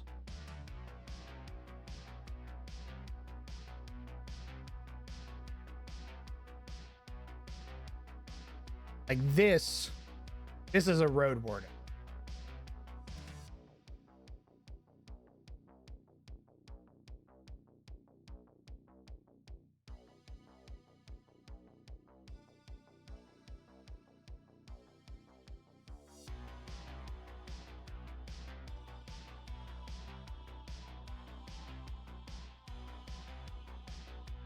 This is also a road warden.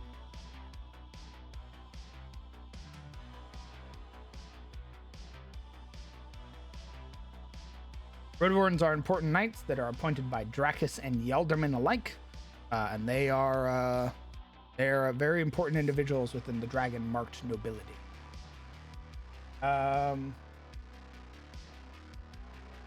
Here is an arbiter headsman who is responsible for like public executions and things like that. The arbiters or the royal arbiters are basically the inquisitores within Heroes.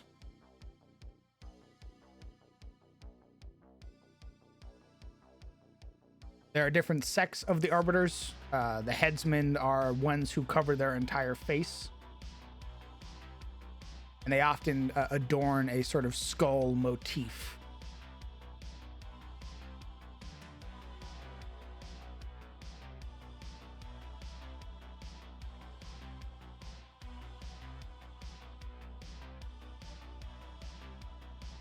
Let me see if I can find a Caressian soldier.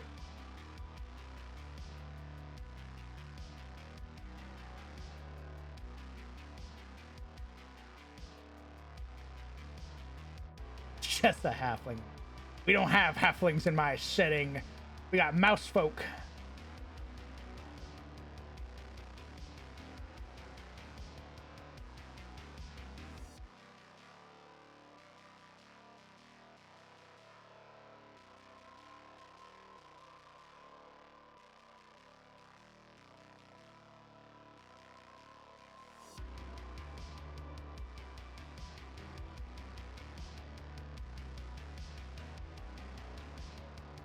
Oh, those look like some Age of Sigmar models.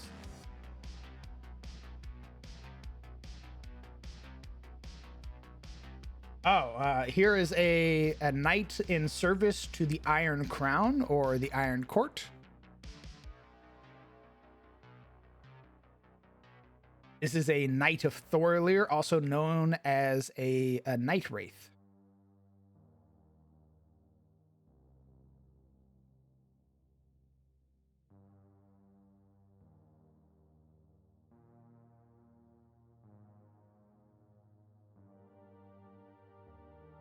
I married that one.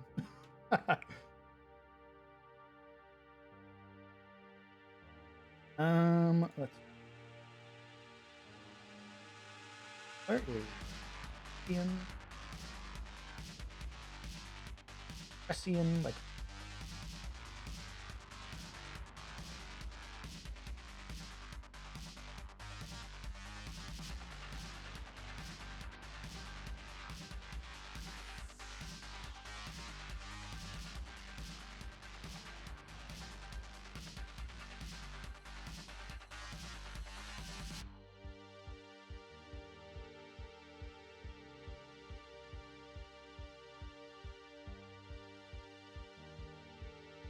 Give me some references for some Tarosian soldiers. Sure. It'll depend on the Fanghold. Like, the Ettenmoor soldiers are more akin to, like, Lannister soldiers, where they're very well armed and well geared.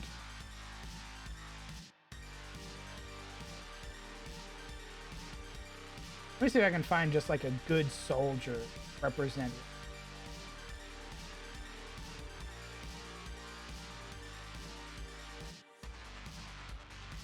Yeah, each Fanghold is different in how it handles its own standing soldiers and everything.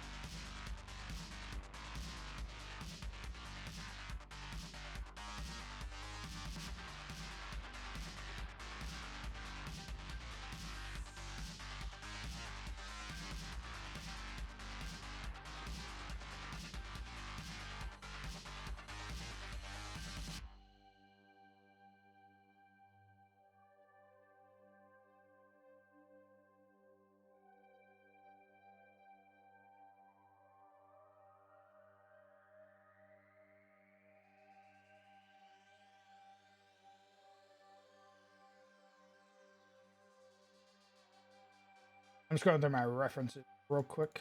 I got a fucking 1,000 images.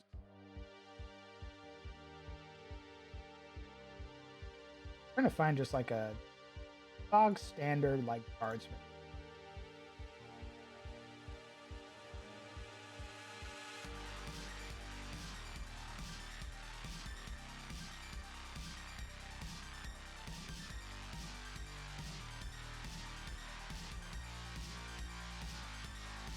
This is pretty good.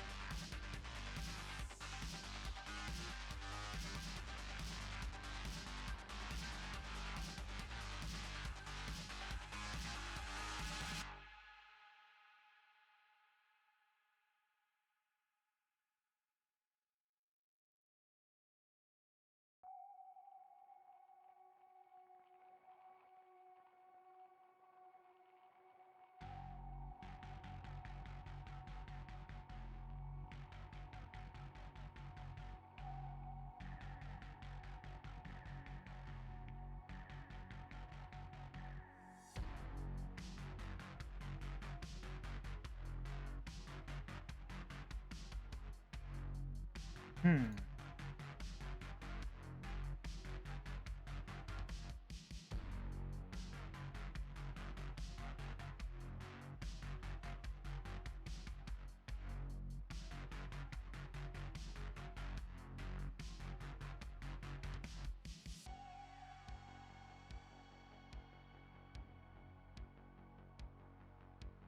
Where is my fucking Caressian?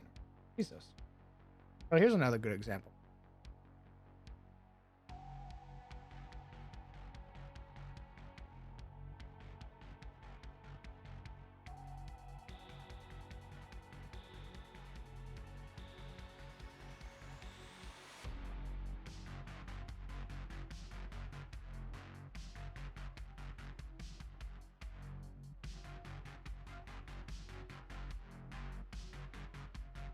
Is there anything like anything like helmets? I am trying to find some way. Helmets are important. Also, I also love the bounty hunter from Darkest Dungeon. That's why I made a whole order of them. These faceless mercenaries that could be hired.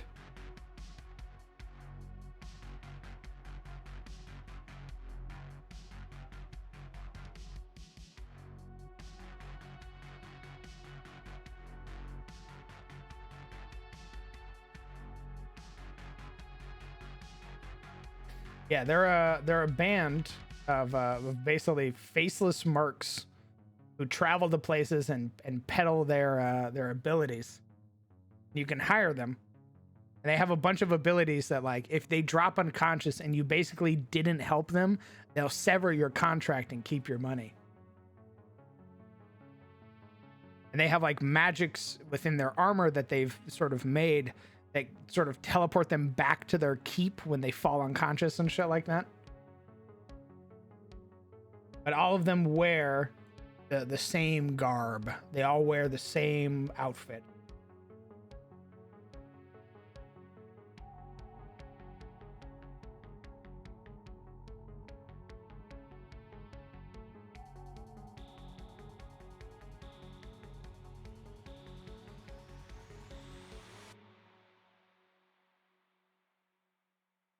Of him, Your Honor. I want that man to punch.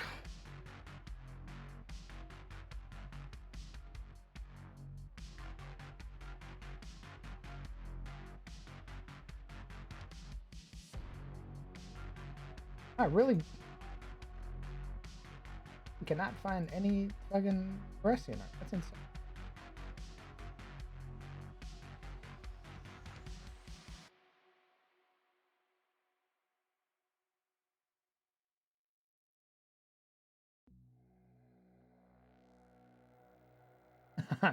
Yeah, I custom made his all of his abilities for the retainer Venepack because there is nothing like it. So he has like a hook ability that he does, and then he follows it up with a haymaker that he throws, or an uppercut.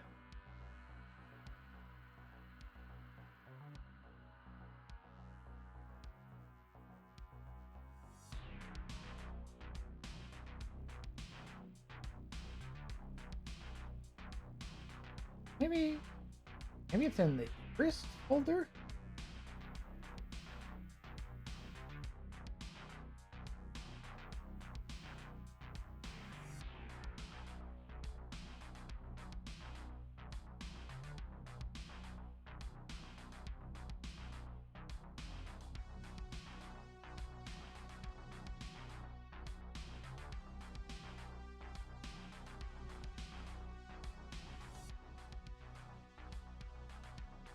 Oh, let me get the helmet alignment chart. Nice.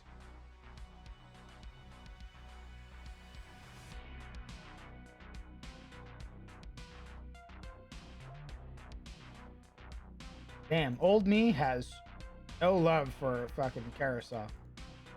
I cannot find any art. I'm like, yeah, that's Koreshian. Fuck them Oh, elves. I'm chaotic evil.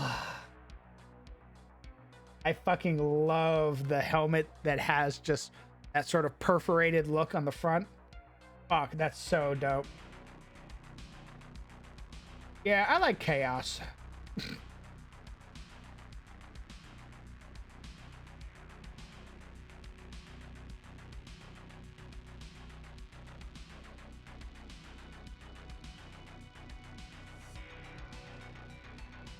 Lawful neutral is good.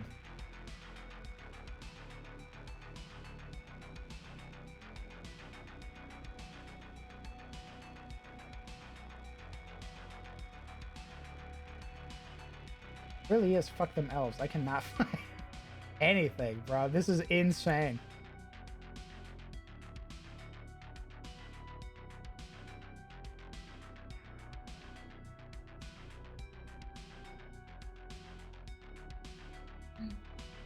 We're not gonna need any of that shit. Just tear it up. Anyway. This whole other continent and the main antagonists for Deros, fuck them. Ooh, the frog helm pack. I do love the frog helm.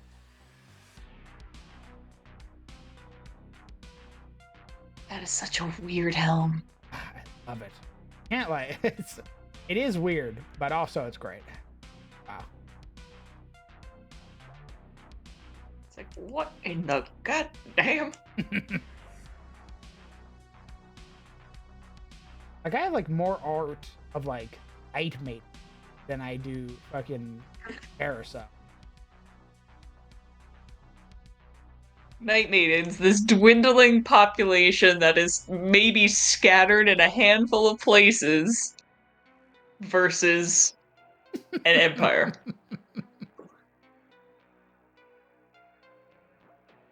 Yeah, no, that tracks.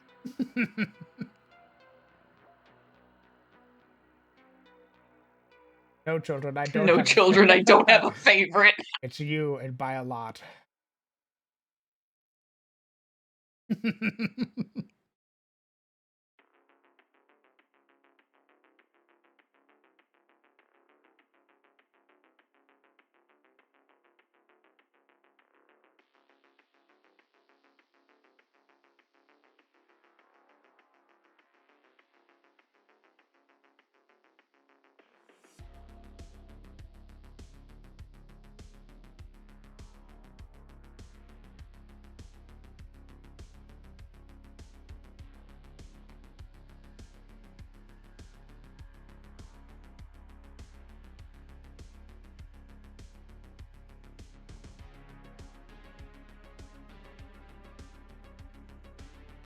God, my brain is rubber banding back to something way earlier. Holy shit.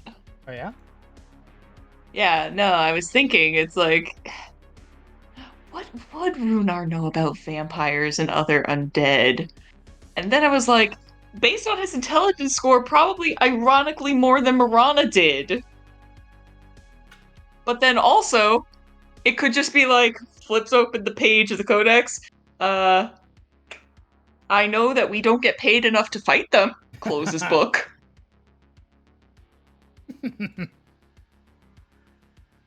Synapse codex shut. Gives We're thumbs leaving. up to the captain. Tell them double, and then we're leaving.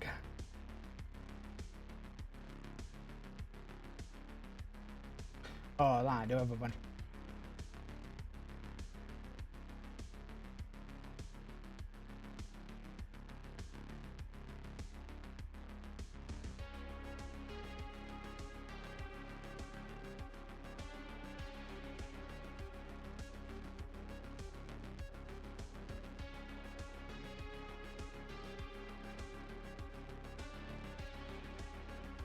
Huh, that's an interesting point you make there, Legion, that I did not know about. Interesting. With the Scarred Scholar's Saints being undead, can undead align with her cast and use radiant magic without suffering any drawbacks? But they're not like Forsaken and World of Warcraft. There are plenty of vampires that can use things like Cure Wounds. Yeah, probably.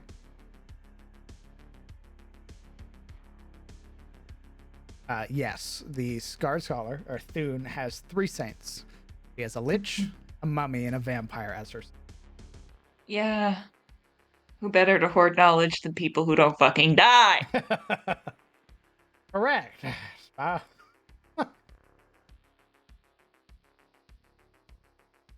like, fair. God, those are the ones that could actually just be there. They could just happen across these motherfuckers. Yeah. Because they're not interred. Yeah. And they're not mortal. So, Yeah. technicality. She's the best kind of correct. Technically correct.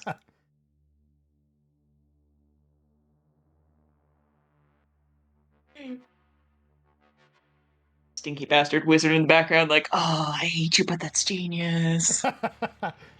Giving a thumbs up. I can't find Ooh, I love the wringing hands together. Ooh, I love a good workaround. Ooh, I love a good loophole. Well, actually, let me double check vampires. I don't think vampires have radiant vulnerabilities anymore. It's not like older editions. I think it's just one of the things that they're not resistant. Yeah, so a vampire could use radiant damage and be, or use radiant stuff and be totally fine.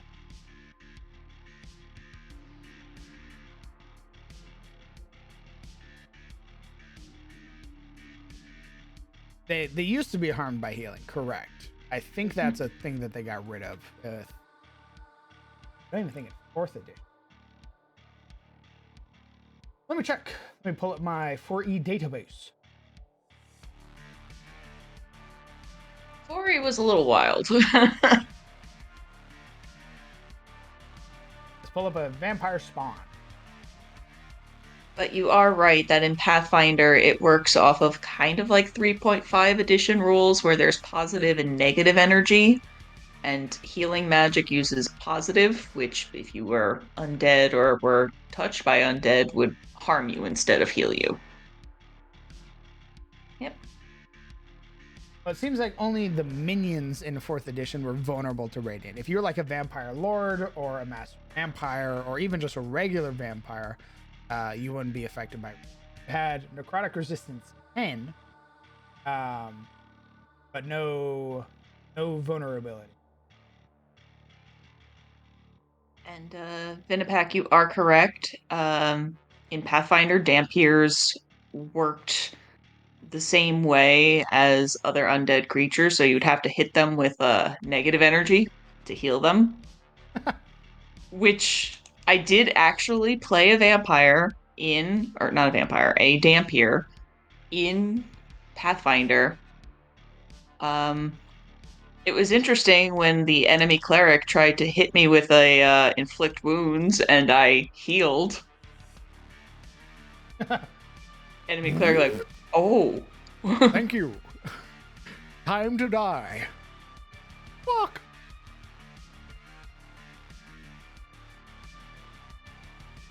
Yeah, if Marana was in Pathfinder, she'd either have to carry a bunch of potions, have someone very nice willing to let her heal, or there's a feat I believe Dampier can take where you only take half damage from negative energy, but only gain half healing from positive energy now. So it no longer hurts you, but you don't get the full bonus. But at the same time, you're not immune to negative energy anymore. Hmm.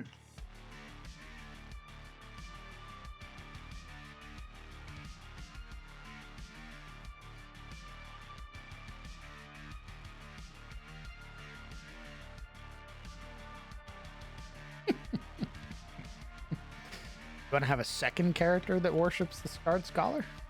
Oh, Jesus. Oh, Mao? Lamau?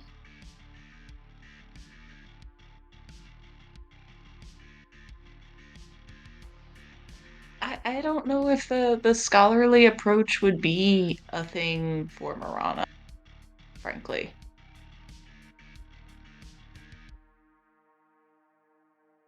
I think she's more about the hunting of the monsters and putting them to the sword. Break the night.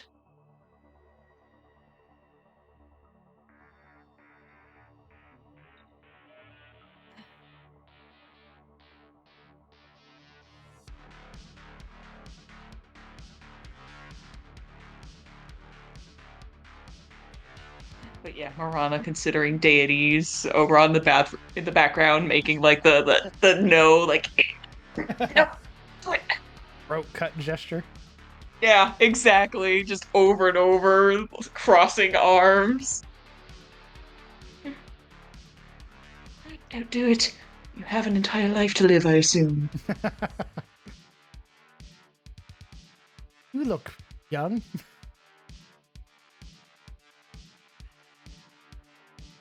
You really look young and half in the grave. Hey. This is the problem with you. You always keep finding people that are on death's door.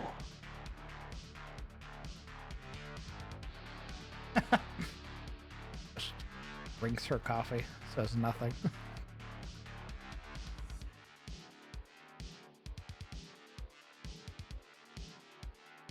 Just wondering, I have a character under the influence of the outer planes. He can hear its influence on the world through a lullaby. Do you think it works better if the lullaby is only described but never actually heard?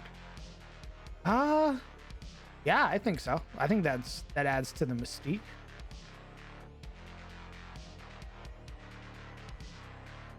Also, I'm sort of spinning my wheels here, lads. So I think I'm gonna call the stream here tonight. Okay.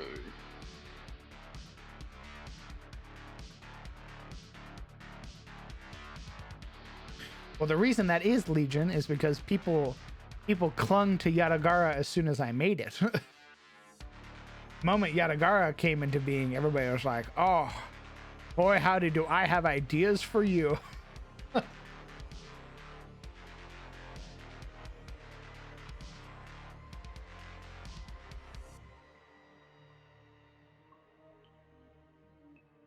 Yeah, we'll revisit this tomorrow. I like this. I like everything here.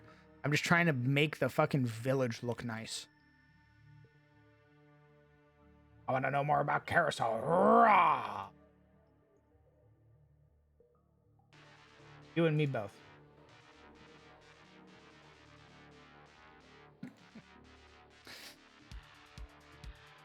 All right.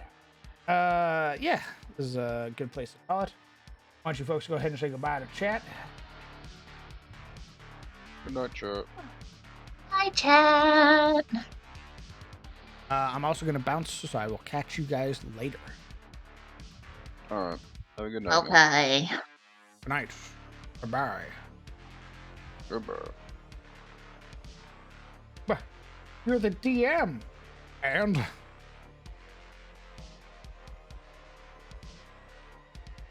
I have a general idea for Carousel.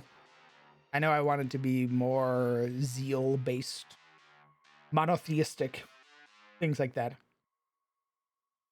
More crusading type deal.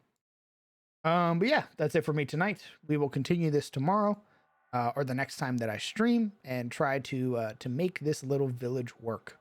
I hope that you guys have a fantastic night. I hope you take care of yourselves. Oh, good, good. Carousel stream soon? Maybe. A big thing, Legion, is that I don't plan on running any games in Carousel. So it would have to be during a period of time when, like, I have nothing planned. So I can't say no, but as it stands currently, I have a lot of things I need to do if I want to run a game. So, because I would like to start running some motherfucking D&D. But yes, that's it for me tonight. I hope you guys have a fantastic night. The biggest things, join the Discord if you're new. Come hang out with all the cool people you hung out with tonight. And if you'd like to get your hands on some beautifully made maps, you can support me via the Patreon and get some maps for your own TTRPGs or home games. We just recently released some map packs for the $5 and $10 tier with new Elion, and then the $10 got a whole bunch of maps, including a bunch of new cities, and even with autumn versions. So if that interests you, check it out, because Patreon is much more forgiving than Twitch is. And I appreciate all of the lovely people who support me every month. You guys are literal lifesavers. So thank you guys. Hope you have a fantastic night. Hope you take care of yourselves. Hug your loved ones. Tell them that you love them. If you haven't called them in a while, call them. I'll see you guys later. Goodbye, Chad.